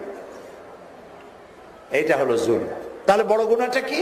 কোরআন শরীফে বড় গুনাহ সম্পর্কে বলা হয়েছে, ওয়ায়াসআলুনাকা আনিল খামরি ওয়াল মাইসিরি কুল ফীহিমা ইসমুন কাবীর।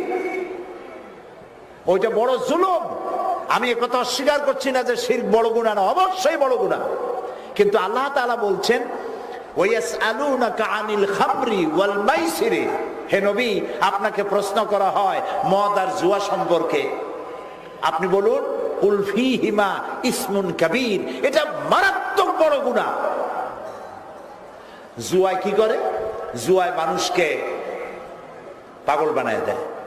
পাইছিল ওই যে যদি লাগে যায়, 10 টাকার লটারিতে 10 লাখ টাকা পেয়ে গেছে, এখন কি ওর মাথা ঠিক থাকবে? 100 টাকা সারাদিন পরিশ্রম করে 100 টাকা পেয়েছেন, এই টাকার মূল্য বেশি।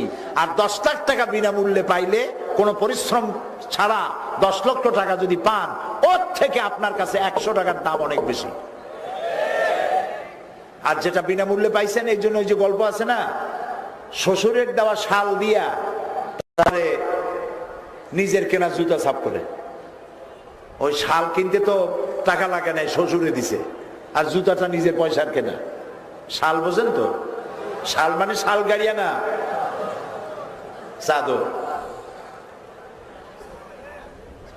তো বিনা পরিশ্রমে যে টাকাটা পেল, এই টাকার প্রতি দরদ থাকে না, সেই জন্য এটা হলো বড় গুনাহ।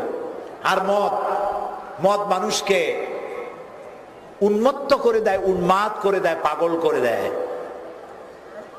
মদ খাইলো, জিজ্ঞাসা করা হয়, ভাই মদ খাইছো কেন? কয় যে হুজুর একটা ভাব সৃষ্টি হয়, রাজা রাজা ভাব,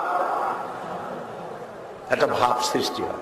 এই ভাব যখন সৃষ্টি হয়, তখন মদ তাকে স্বাভাবিক জ্ঞান বিলুপ্ত করে দেয়। স্বাভাবিক জ্ঞান বিলুপ্ত করে দেওয়ার পর সে তখন জেনা করবে, হত্যা করবে, চুরি করবে, মিথ্যা বলবে, ডাকাতি করবে, সব করবে। ঠিক কিনা?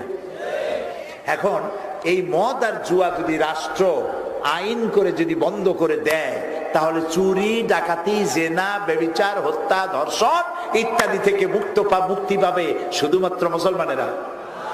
কারা পাবে? সবাই পাবে। এই জন্য এটার নাম হলো কোরআন। এটার নাম কি? এটা যিনি নাজিল করেছেন তিনি রব্বুল মুসলিমিন নন। শুধু সূরা ফাতিহায় কি আমরা পড়ি আলহামদুলিল্লাহ রব্বিল মুসলিমিন? কি পড়ি? আলহামদুলিল্লাহ রব্বিল আলামিন। রব্বিল মুসলিমিন না শুধু? তাহলে কোরআন শুধু যিনি নাজিল করেছেন তিনি সকলের, যার উপরে নাজিল হয়েছে তিনি রহমাতুল লিল মুসলিমিন নন শুধু, তিনি রহমাতুল লিল আলামিন। আর যে কিতাব নাজিল করা হয়েছে এই কিতাব হচ্ছে যিকরুল লিল আলামিন, সকলের জন্য এসেছে কোরআন। ওয়ামান আমেলা বিহি উজরা ওয়ামান হাকামা বিহি আদলা। আল্লাহ রাসূল বলেন এই কোরআন দিয়া যে বিচার ফয়সালা করবে সে সঠিক বিচার ফয়সালা করবে। কোরআন বাদ দিয়ে মানুষের তৈরি করা আইন দিয়া যদি বিচার করা হয় সেই বিচার সঠিক বিচার নয়, ওইটা ইনসাফ নয়। ইনসাফ হচ্ছে কোরআনের আইন। ওমান হাকামা বিহি আদালা, যে কোরআন দিয়ে বিচার করবে সেই সঠিক বিচার করতে পারবে। এখন আমার দেশের বিচার কি, সারা পৃথিবীর বিচার কি? চুরি করেছে, হাত ভাঙছে, ঠ্যাং ভাঙছে, কি করবা? একজনের ঠ্যাং ভাঙা দিল, কসিমউদ্দিন ঠ্যাং বসিরউদ্দিন ভাঙছে। এখন কোন কসিমউদ্দিন বসিরউদ্দিন যদি মাহফিলে থাকেন রাগ করবেন না, আমি তো চিনি না, দৃষ্টান্ত দিচ্ছি, নাম তো একটা নিতেই হবে, তাতে রাগ করার কি আছে? এখন কসিমউদ্দিন ভাঙছে কার ঠ্যাং? বসিরউদ্দিন। মামলা করে দিল কোর্ট, সাক্ষ্য প্রমাণ নিয়ে, যেহেতু কসিমউদ্দিন ওর ঠ্যাং ভাঙছে ওরে 2000 টাকা জরিমানা করলো আর ওরে 6 মাসের জেল দিয়ে দিল। আর এর তো ঠ্যাং ভাঙেই গেছে। এখন বিচারটা সঠিক কিনা তা মাপার জন্য কি জিনিস ব্যবহার করা হয়? হ্যাঁ, দাড়িপাল্লা। সব জায়গায় লাগবে, সব জায়গায় লাগবে, দুনিয়াও লাগবে, আখিরাতেও লাগবে। লাগবে না দাড়িপাল্লা? হ্যাঁ, সুপ্রিম কোর্টের সামনে দেখবেন দাড়িপাল্লা টানানো আছে। একজন গ্রাম দিয়ে গেছে, যাই দেখে কোর্টের সামনে বিশাল দাড়িপাল্লা টানানো। কইছে সুবহানাল্লাহ, জামাত ইসলামের এত বড় অফিস? একজনে কয় সুবহানাল্লাহ। আরে বাবা, ও বোঝে নাই, ওইটা জামাত ইসলামের অফিস না, এটা বাংলাদেশের সুপ্রিম কোর্ট। এখানে দাড়িপাল্লা টানায় রাখা হচ্ছে এই জন্য যে এখানে ইনসাফ বিচার করা হবে, সুবিচার। সুবিচারের প্রতীক কি? ইনসাফ কি মুকাদ্দাস তারাজু, এটা হলো পবিত্র প্রতীক, সিম্বল, সিম্বল অফ জাস্টিস। দাড়িপাল্লা মিজান, কোরআনে বলা হয়েছে কি এটাকে? মিজান। উর্দুতে বলা হয় তারাজু। এই দাড়িপাল্লা এখন ওই যে কসিমউদ্দিন ঠ্যাং ভাঙছে, ওর 6 মাসের জেল আর 2000 টাকা এক পাল্লায় রাখেন। আর বসিরউদ্দিন ভাঙ্গা ঠ্যাং আর এক পাল্লায় রাখেন। এবার দাড়ি ধরে টান দেন, সমান হবে? বলেন। যদি জেলের মাত্রা আরো বাড়াই দিই, 6 বছর জেল আর 2 লক্ষ টাকা জরিমানা, আর একখান ঠ্যাং আর এক পাল্লায়, হবে সমান? হবে না। ওমান হাকামা বিহি আদালা, কোরআন দিয়ে বিচার করো তাহলে ফয়সালা সঠিক হবে। কোরআন বলছে দাঁতের বদলে দাঁত, চোখের বদলে চোখ, পায়ের বদলে পা, হাতের বদলে হাত, জানের বদলে জান। এখন বিচার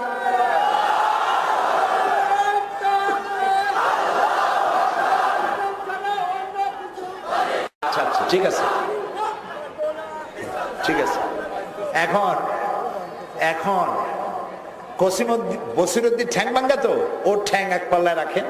আর কোরআনের আইন অনুযায়ী কসিমউদ্দিন ঠ্যাংটাও ভাঙ্গিয়া আর এক পাল্লায় দিয়ে দেন। এবার দাড়ি ধরে টান দেন, সমান হয়ে যাবে না? একটা ঠ্যাং ভাঙ্গিয়া সকলে ঠ্যাং আস্ত রাখতে পারবেন। অফিল কিসাসে হায়াত, এই যে কিসাস, জীবনের বদলে জীবন। কেউ কাউকে হত্যা করেছে, ওরা হত্যা করো।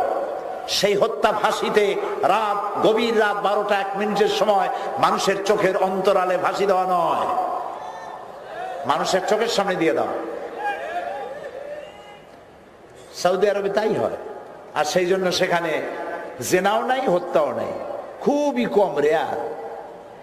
আমেরিকার 52টা স্টেট আছে, শুধুমাত্র নিউ ইয়র্ক সিটিতে প্রতি মাসে যে অপরাধ হয়, সৌদি আরবে সারা বছরেও তা হয় না। প্রতি মাস বললাম, ভুল বলেছি, প্রতি সপ্তাহে, প্রতি সপ্তাহে যে অপরাধ হয় সৌদি আরবে সারা বছরও সে অপরাধ হয় না, কারণ ওখানে কোরআনের এই শাস্তি বিধান চালু আছে। সুবহানাল্লাহ, সুবহানাল্লাহ বলবেন। তাহলে ওমান হাকামা বিহি আদালা, এই কোরআন দিয়ে যে বিচার ফয়সালা করবে সে সঠিক বিচার ফয়সালা করবে। ওমান দা ইলাইহি হুদিয়া ইলা সিরাতিল মুস্তাকিম, রাওয়াহু তিরমিজি। রাসূলুল্লাহ বলছেন, যে ব্যক্তি কোরআনের দিকে দাওয়াত দেয় সেই সঠিক দাওয়াত দেয়। সুবহানাল্লাহ। আল্লাহর নবী বলেন, কোরআন দিয়া যে ব্যক্তি দাওয়াত দিল সেই সঠিক দাওয়াত দিল, যেই দাওয়াতের শুরু হলো এই দুনিয়া থেকে, আর এর গন্তব্য হবে, লাস্ট ডেস্টিনেশন হবে, শেষ গন্তব্য হবে জান্নাতুল ফেরদাউসে। আল্লাহর নবী বলেন, খায়রুকুম মান তাআল্লামাল কুরআনা ওয়া আল্লামাহু, তোমাদের মধ্যে শ্রেষ্ঠ, ভালো, উত্তম সেই ব্যক্তি যে ব্যক্তি নিজে কোরআন শেখে আর অন্যকে শেখায়। সুবহানাল্লাহ। এই কোরআন শেখার কারণে, কোরআন বোঝার কারণে, কোরআন দিয়া রাসূলুল্লাহ সমাজ বানালেন, রাষ্ট্র তৈরি করলেন। সুবহানাল্লাহ। মানুষ তৈরি করেছেন আগে, মক্কি জীবনে মানুষ তৈরি করেছেন। মানুষ দেখছেন কি মানুষ? রাসূলুল্লাহর একটা ইউনিভার্সিটি ছিল, ওই ইউনিভার্সিটিটাকে আমরা নাম দিতে পারি আল হেরা ইউনিভার্সিটি, জাবালে নূর ইউনিভার্সিটি। সেই ইউনিভার্সিটির ছাত্র ছিলেন আবু বকর, ওমর, ওসমান, আলী, আব্দুর রহমান বিন আউফ, আবু ওবায়দা ইবনুল জাররাহ, জুবাইর ইবনুল আওয়াম, আম্মার, খাব্বাব, খুবাইব, রিদওয়ানুল্লাহি তাআলা আলাইহিম আজমাইন। এরা হলেন ছাত্র। এর চ্যান্সেলর হচ্ছেন আল্লাহ রাব্বুল আলামিন, ভাইস চ্যান্সেলর মুহাম্মদুর রাসূলুল্লাহ সাল্লাল্লাহু আলাইহি ওয়াসাল্লাম। এই ইউনিভার্সিটির সিলেবাসে বই মাত্র 2খানা। এই ইউনিভার্সিটির সিলেবাসে বই 2খানা। একখানা এই নাম কি? কোরআন। আর একখানার নাম আপনারা বুদ্ধি করে কোন? হ্যাঁ, বুঝে ফেলেছেন। আর একখানা হলো হাদিস। কোরআন আর হাদিস দিয়া রাসূলুল্লাহ লোক তৈরি করলেন। এই লোক নিয়া মদিনায় হিজরত করে এখন রাসূলুল্লাহ হলেন মদিনার প্রেসিডেন্ট। সুবহানাল্লাহ, জোরে কও সুবহানাল্লাহ। তিনি আজ রাষ্ট্রপতি, মুহাম্মদ সাল্লাল্লাহু আলাইহি ওয়াসাল্লাম রাষ্ট্রপ্রধান। এখন ওনার বাড়ি ঘর আগের চাইতে অনেক উন্নত। জি, তা তাড়াতাড়ি তো জবাব দিতে পারলেন। হযরত মা ফাতেমা রাদিয়াল্লাহু তাআলা আনহা মদিনায় রাসূলুল্লাহ রাষ্ট্রপতি।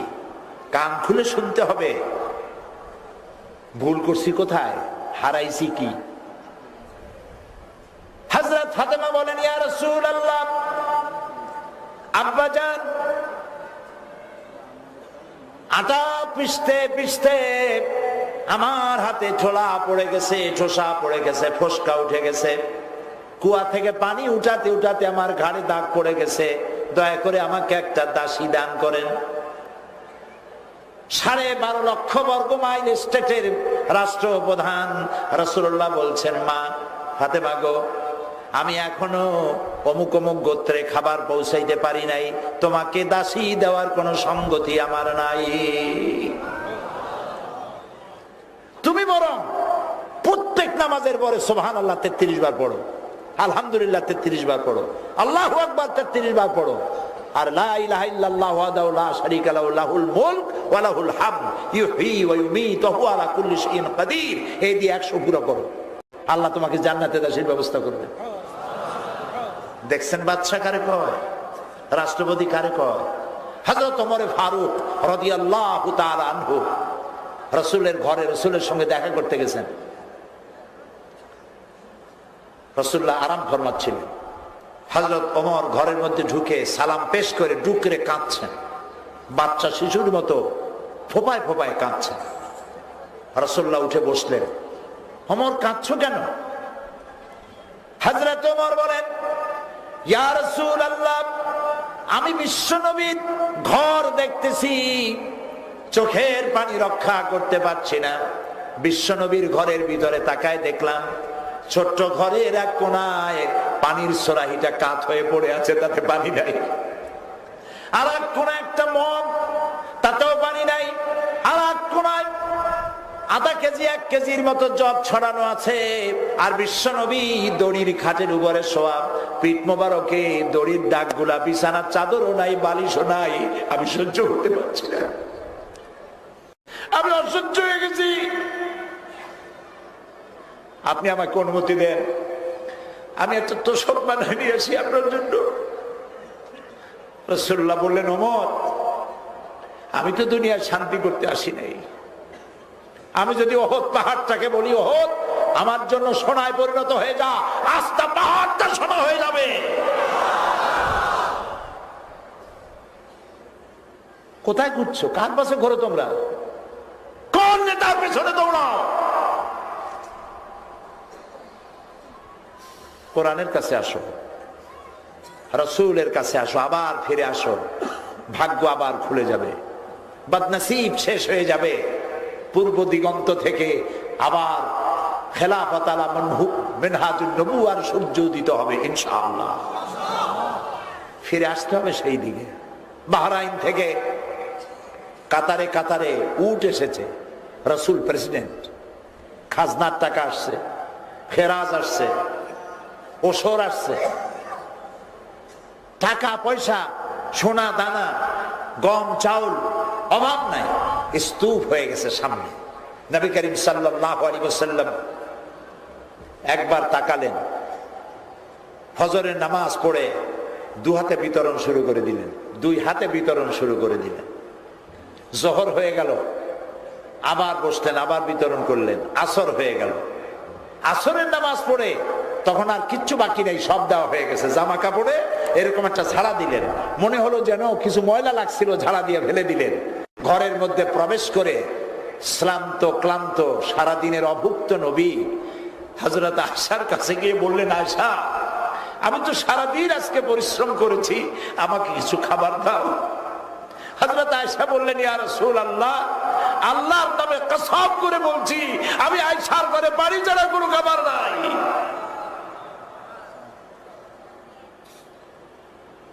আহারে মুসলমান, আহারে কপাল পোড়া জাতি, যে জাতির নবী এই দৃশ্য দেখালেন, আর যে জাতির নবীর বানানো সাহাবায়ে কেরাম রাষ্ট্র পরিচালনার ক্ষমতা হাতে পেয়ে মানুষকে খাওয়াচ্ছেন, নিজেরা না খেয়ে রাস্তায় রাস্তায় ঘুরেছেন। একটা শুকনা খেজুর 2-3টা ভাগ করে 1 গ্লাস পানি 4-5 জনের ঠোঁট ভিজায় রোম শাম পারস্য বিজয় করেছেন। অর্ধেকটা পৃথিবী মুসলমানদের পায়ের তলে এনে দিয়েছেন। সেই মুসলমান আজ কপাল পোড়া, হতভাগ্য। কোরআন থেকে সম্পর্ক বিনষ্ট করে সব নষ্ট করেছে আজ। নবী করিম সাল্লাল্লাহু আলাইহি ওয়াসাল্লাম এই কোরআন দিয়ে রাষ্ট্র তৈরি করেছিলেন। আজকে আমাদেরকে ফিরে আসতে হবে সেই কোরআনের দিকে। রাজি আছি? এবং এই কোরআন দিয়ে আমরা যদি সেই পথে ফিরে আসতে চাই, তাহলে আমার সন্তানকে কোরআন শিখাতে হবে। কি শিখাতে হবে বলেন? কোরআন শিখাতে হবে। সেই প্রতিষ্ঠান হচ্ছে এই মাদ্রাসা। এই মাদ্রাসাগুলি বাঁচায় রাখছে। বাংলাদেশে একটা লোক আছে, আমি নাম নেব না, তার মা বাবা এত সুন্দর নাম রাখছিল তার, আর সে বললোটা কি, চোরেরা চুরি করতে করতে যখন বুড়া হয় তখন একটা মাদ্রাসা বানায়। নাউজুবিল্লাহ কইতে পারলে, আমি ওই বেটার নাম নেব না।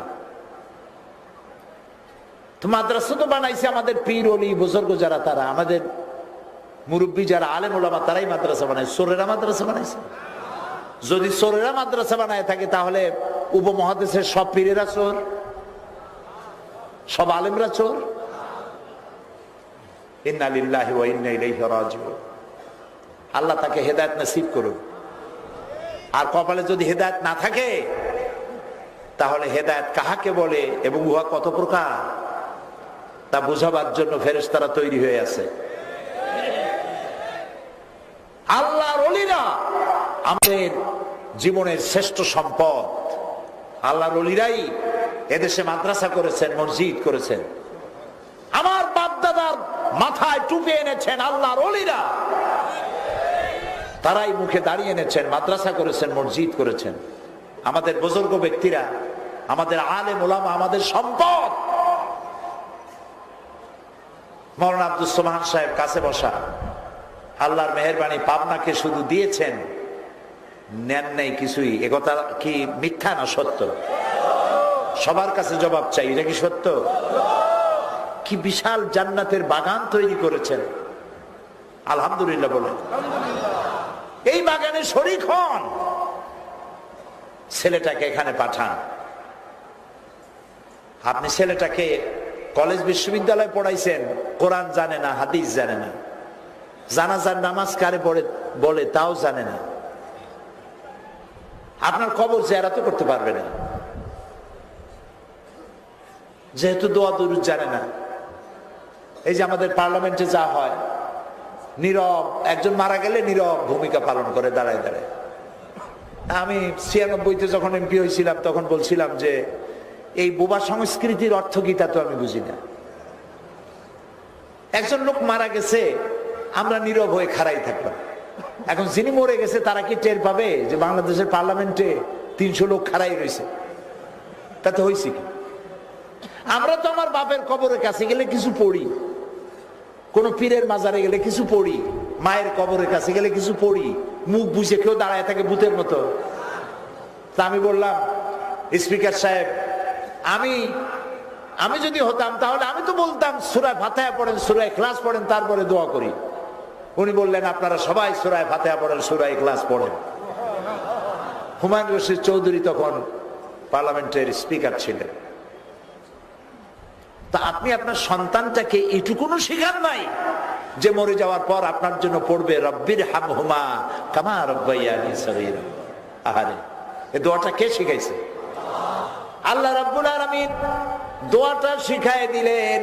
মা বাপের জন্য দোয়া করো, রব্বির হামহুমা কামা রাব্বায়ানি সগীরা। পড়েন সবাই, রব্বির হামহুমা কামা রাব্বায়ানি সগীরা।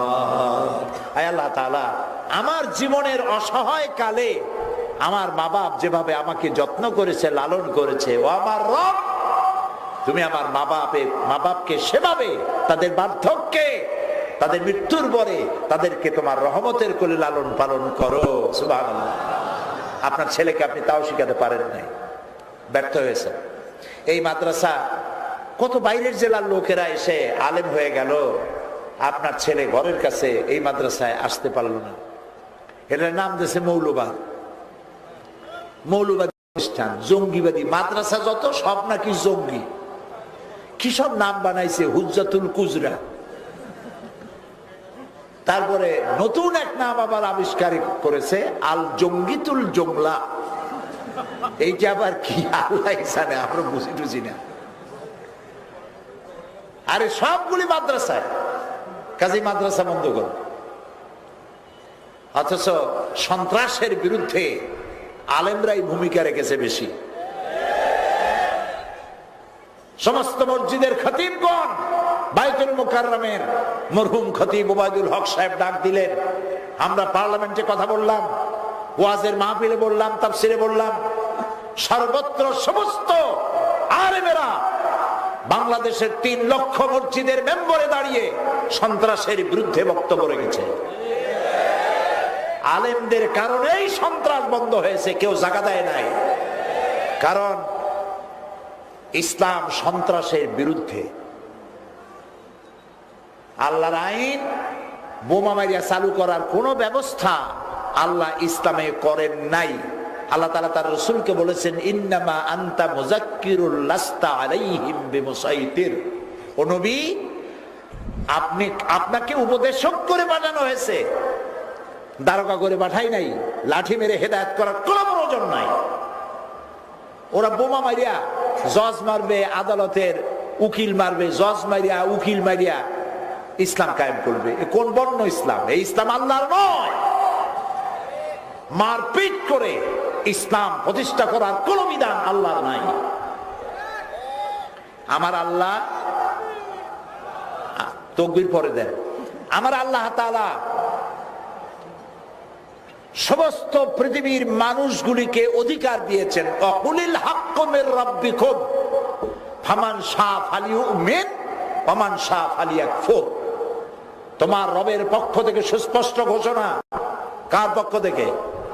ওয়াকুলিল হাক্কু মির রাব্বিকুম, তোমার রবের পক্ষ থেকে সুস্পষ্ট ঘোষণা। এ কোরআন জানার পরে, শোনার পরে ইচ্ছে করলে তোমার রবের প্রতি ঈমান আনতেও পারো, ইচ্ছে করলে বিদ্রোহ করতে পারো, তোমার ইচ্ছা। সুবহানাল্লাহ কইতে ইচ্ছা করে না? এখানে তো আল্লাহ বলেন নাই আমার উপরে ঈমান আনবে না রাসূল, নবী রাসূল তোমাকে যারাই পাঠাইলাম ঠ্যাং ভাঙ্গে দাও, কল্লা ধরে উঠাইয়া হাতে উঠায় দাও, বলেছে এরকম? না। বলতে পারেন তাহলে রাসূলুল্লাহ তো যুদ্ধ করলেন কেন? রাসূলের সমস্ত যুদ্ধ ছিল ডিফেন্সিভ, অফেন্সিভ নয়। রাসূলুল্লাহ প্রথমে আক্রমণ করেছেন এমন একটি যুদ্ধ নয়, আক্রান্ত হয়েছেন, জবাব দিয়েছেন। তুমি আমারে মারবা আর আমি বলবো হাতে ব্যথা পাইছেন নাকি, আরেকখান থাপ্পড় দিয়ে আমার দাঁত বাকিগুলো ফালায় দেন। ইসলাম এরকম না। এই কোরআনের ভিতরে আল্লাহ তাআলা বলেছেন সন্ত্রাসের বিরুদ্ধে, একজন মানুষকে যদি কেউ হত্যা করে ফাকান্নামা কাতালান নাসা জামিআ, যদি কেউ একজন মানুষকে হত্যা করলো সেজন্য পৃথিবীর সব মানুষকে হত্যা করলো। আর যদি কেউ একটা মানুষকে বাঁচাই দিল সেজন্য সারা পৃথিবীর সব মানুষকে বাঁচাই দিল। সুবহানাল্লাহ কইতে ইচ্ছে করে না? এর নাম হলো আল্লাহর বিধান। সুতরাং মাদ্রাসাগুলি পয়দা করে সন্ত্রাস বিরোধী, জঙ্গিবাদ বিরোধী মন মানুষকে দিয়া তৈরি করা হয় আলেমে দ্বীন। সুবহানাল্লাহ। এই মাদ্রাসাগুলি বাঁচায় রাখার দায়িত্ব আপনাদের। যখন দানের কথা বলা হয় লোকেরা তখন বলে কি জানেন? লোকেরা তখন বলে হুজুর আসি আসি, জান দিয়ে দেব।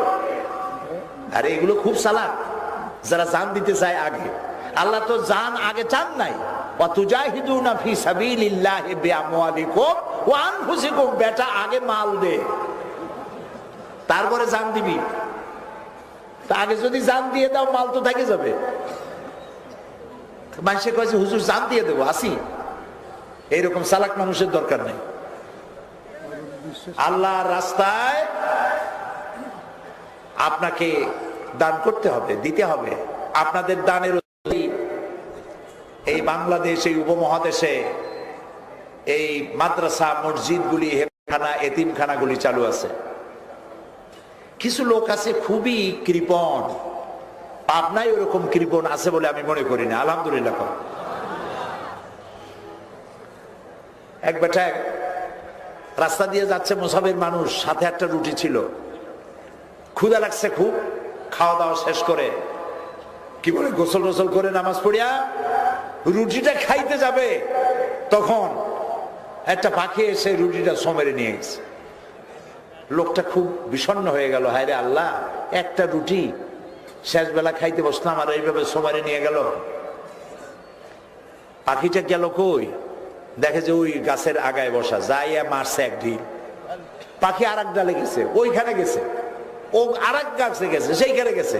পাখি তো দেখলো তো দারুণ কৃপণের জ্বালায় তো রুটি তো খাইতেই পারি না, এর যা এরকম তো আর দেখিনি কখনো। পাখি পাইছে সামনে নদী, নদী দিয়ে পাড়ি দিয়ে ওভার যাওয়া আরম্ভ করছে। লোকটা তখন বললো যা ফি সাবিলিল্লাহ, দিলাম আল্লাহর রাস্তায়।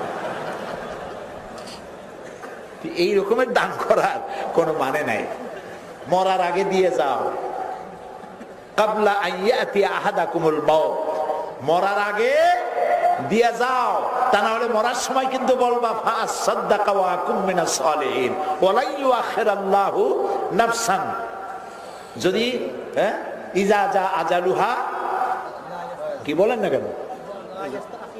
না না না,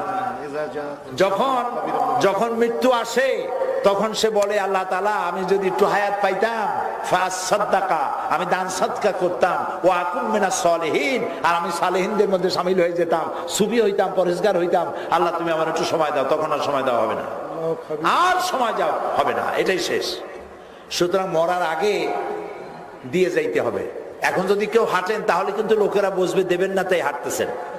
এখন সাবধান, আগে গেলে ভালো হইতো। হাঁটবেন না, আচ্ছা ঠিক আছে, হাঁটবেন না, দেন আর না দেন বসে থাকেন।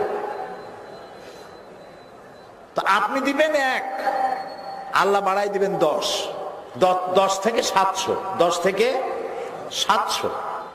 আল্লাহ কয় দেখো, এই যে তোমরা গাছপালা ধান লাগাও, বীজ বপন করো, ওর থেকে একটা দানা অঙ্কুরিত হয়, 7টা ডাল বেরোয়, প্রত্যেক ডালে 100 করে দানা দেই, 7টা ডালে কয়শো হইল? তো একটা দানায় 700টা দানা তোমার হাতে যে আল্লাহ দিতে পারলো দুনিয়ায় ধরাইয়া, সেই আল্লাহর ব্যাংকে যদি জমা করো, কিয়ামতের দিন 700 গুণ, অর্থাৎ তার চাইতে অনেক বেশি গুণ আল্লাহ তাআলা বাড়াই দিতে পারবেন না? পারবেন না? আর জোরে জোরে জিকির করতে থাকেন, সুবহানাল্লাহ, আলহামদুলিল্লাহ, লা ইলাহা ইল্লাল্লাহ, সুবহানাল্লাহ।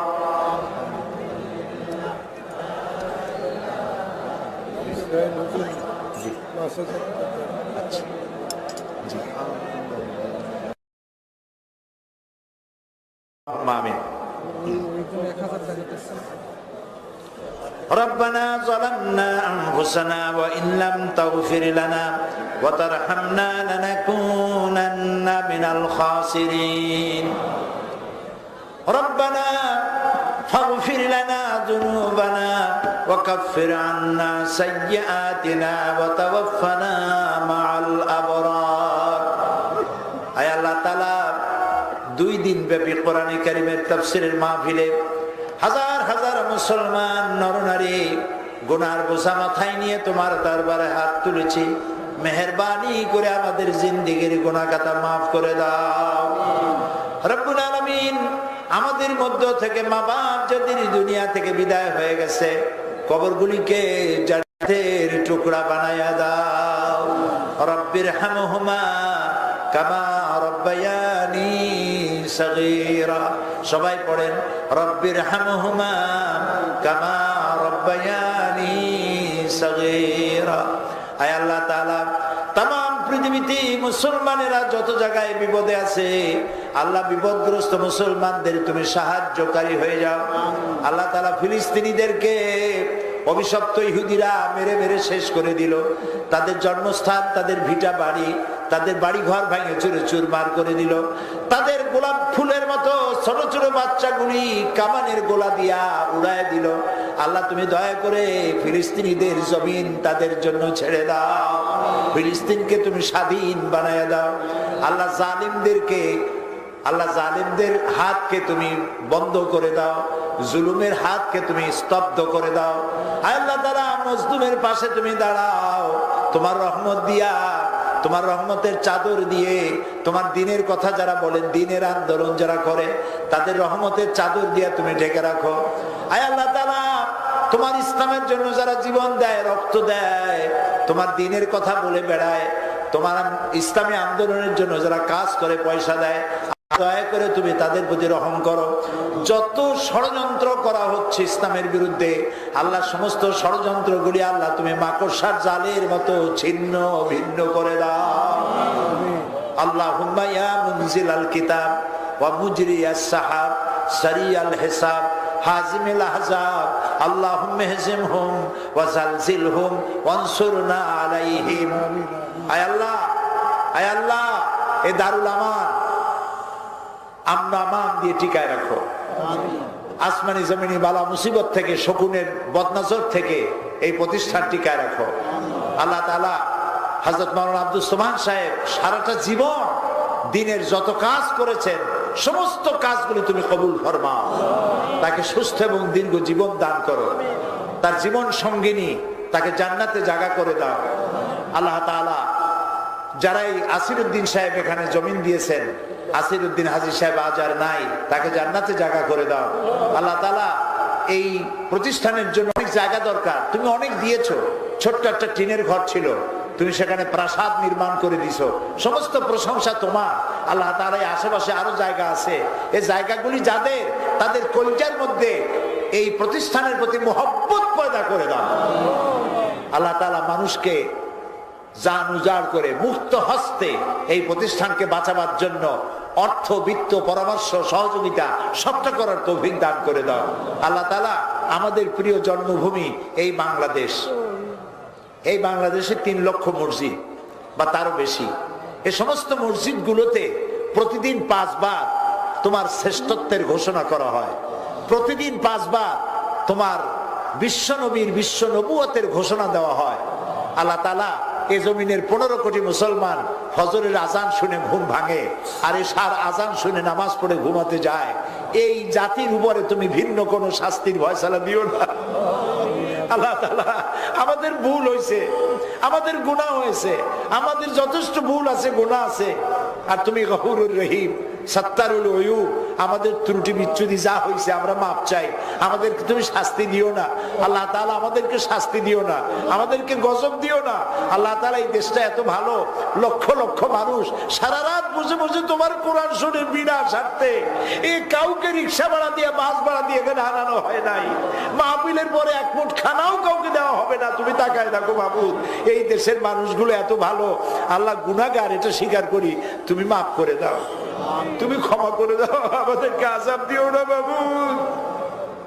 রব্বানা রব্বানা রব্বানা লা তুআখিযনা ইন নাসিনা আও আখতানা ربنا ولا تحمل علينا إصرا كما حملته على الذين من قبلنا ربنا ولا تحملنا ما لا طاقة لنا به واعف عنا واغفر لنا وارحمنا أنت مولانا أنت مولانا أنت مولانا فانصرنا على القوم الكافرين فانصرنا على القوم المنافقين فانصرنا على القوم الحاسدين اللهم ادفع الظالمين بالظالمين وأخرجنا من بين أيديهم سالمين اللهم احينا مسلمين وتوفنا مسلمين غير خزايا ولا مفتونين اللهم لا تدع لنا ذنبا إلا غفرته ولا عيبا إلا سترته ولا هما إلا فرجته ولا دينا إلا قضيته ولا مريدا إلا شفيته ولا حاجة من حوائج الدنيا والآخرة إلا قضيتها يا رب العالمين আল্লাহ তাআলা, তুমি দয়া করে আমাদেরকে যে স্ত্রী দিয়েছো, সন্তান দিয়েছো, পুত্রবধূ দিয়েছো, নাতি নাতনি দিয়েছো, ভাই বোন দিয়েছো, দয়া করে সবগুলিকে দিনদার বানাও, ইমানদার বানাও, নামাজি বানাও, পরেশগার বানাও। আল্লাহ তাআলা ওদের আমল এমন বানাও, ওদের আমল আখলাক দেখে আমাদের চোখ যেন ঠান্ডা হয়ে যায়। ওদেরকে ইখলাস দাও, তাকওয়া দাও। রব্বুল আলামিন, এই প্রিয় জন্মভূমির জন্য তোমার দরবারে ফরিয়াদ জানাই, এই বাংলাদেশটাকে তুমি তোমার নারাজির চোখ দিয়ে তাকাও না, রহমতের চোখ দিয়ে তাকাও বাবু। তুমি এই 15 কোটি মানুষকে ক্ষমা করে দাও। আমরা কি বলতে চাই তুমি কি তা বুঝো না বাবু? তুমি আলিমু বিযাতি সুদূর। বোবা যদি বাদশার কাছে দাঁড়াইয়া গোঙাতে থাকে, বাদশা বোঝে ওর ক্ষুধা লাগছে। তুমি তো বোবার ভাষাও বোঝো, কি বলতে চাই তাও তুমি বুঝো বাবু। তুমি আমাদেরকে হেফাজত করো। তুমি গফুর, গফফার, রহমান, রহিম, ইয়া হাইয়্যু ইয়া কাইয়্যুম, ইয়া হাইয়্যু ইয়া কাইয়্যুম, ইয়া হাইয়্যু ইয়া কাইয়্যুম বিরহমাতিকা নাস্তাগীস ফালা তাকিলনি ইলা নাফসি তারফাতা আইন ওয়াস্তাহলি শানি কুল্লা লা ইলাহা ইল্লা আনতা আল্লাহুম্মা ইন্নী আসআলুকা বিআন্নাকা আনতাল্লাহ আল্লাহুম্মা ইন্নী আসআলুকা বিআন্নাকা আনতাল্লাহ আল্লাহুম্মা ইন্নী আসআলুকা বিআন্নাকা আনতাল্লাহ লা ইলাহা ইল্লা আনতা আল আহাদু আস সামাদু আল্লাযী লাম ইয়ালিদ ওয়া লাম ইউলাদ ওয়া লাম ইয়াকুল লাহু কুফুয়ান আহাদ। আমি কয়েক সেকেন্ড ছেড়ে দিলাম, মাথা নিচু করে, চক্ষু বন্ধ করে, যার যা বলার আছে বলেন।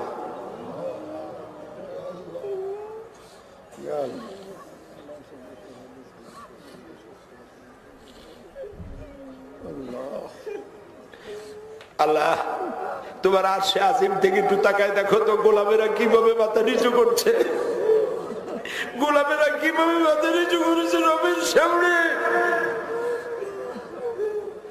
আমাদের নাক ধুলায় ধূসরিত, আমাদের গর্দান তোমার সামনে অবনমিত। তুমি দেখতে পাচ্ছ আমরা কোথায় বসা, তুমি শুনতে পাচ্ছ আমরা কি বলছি।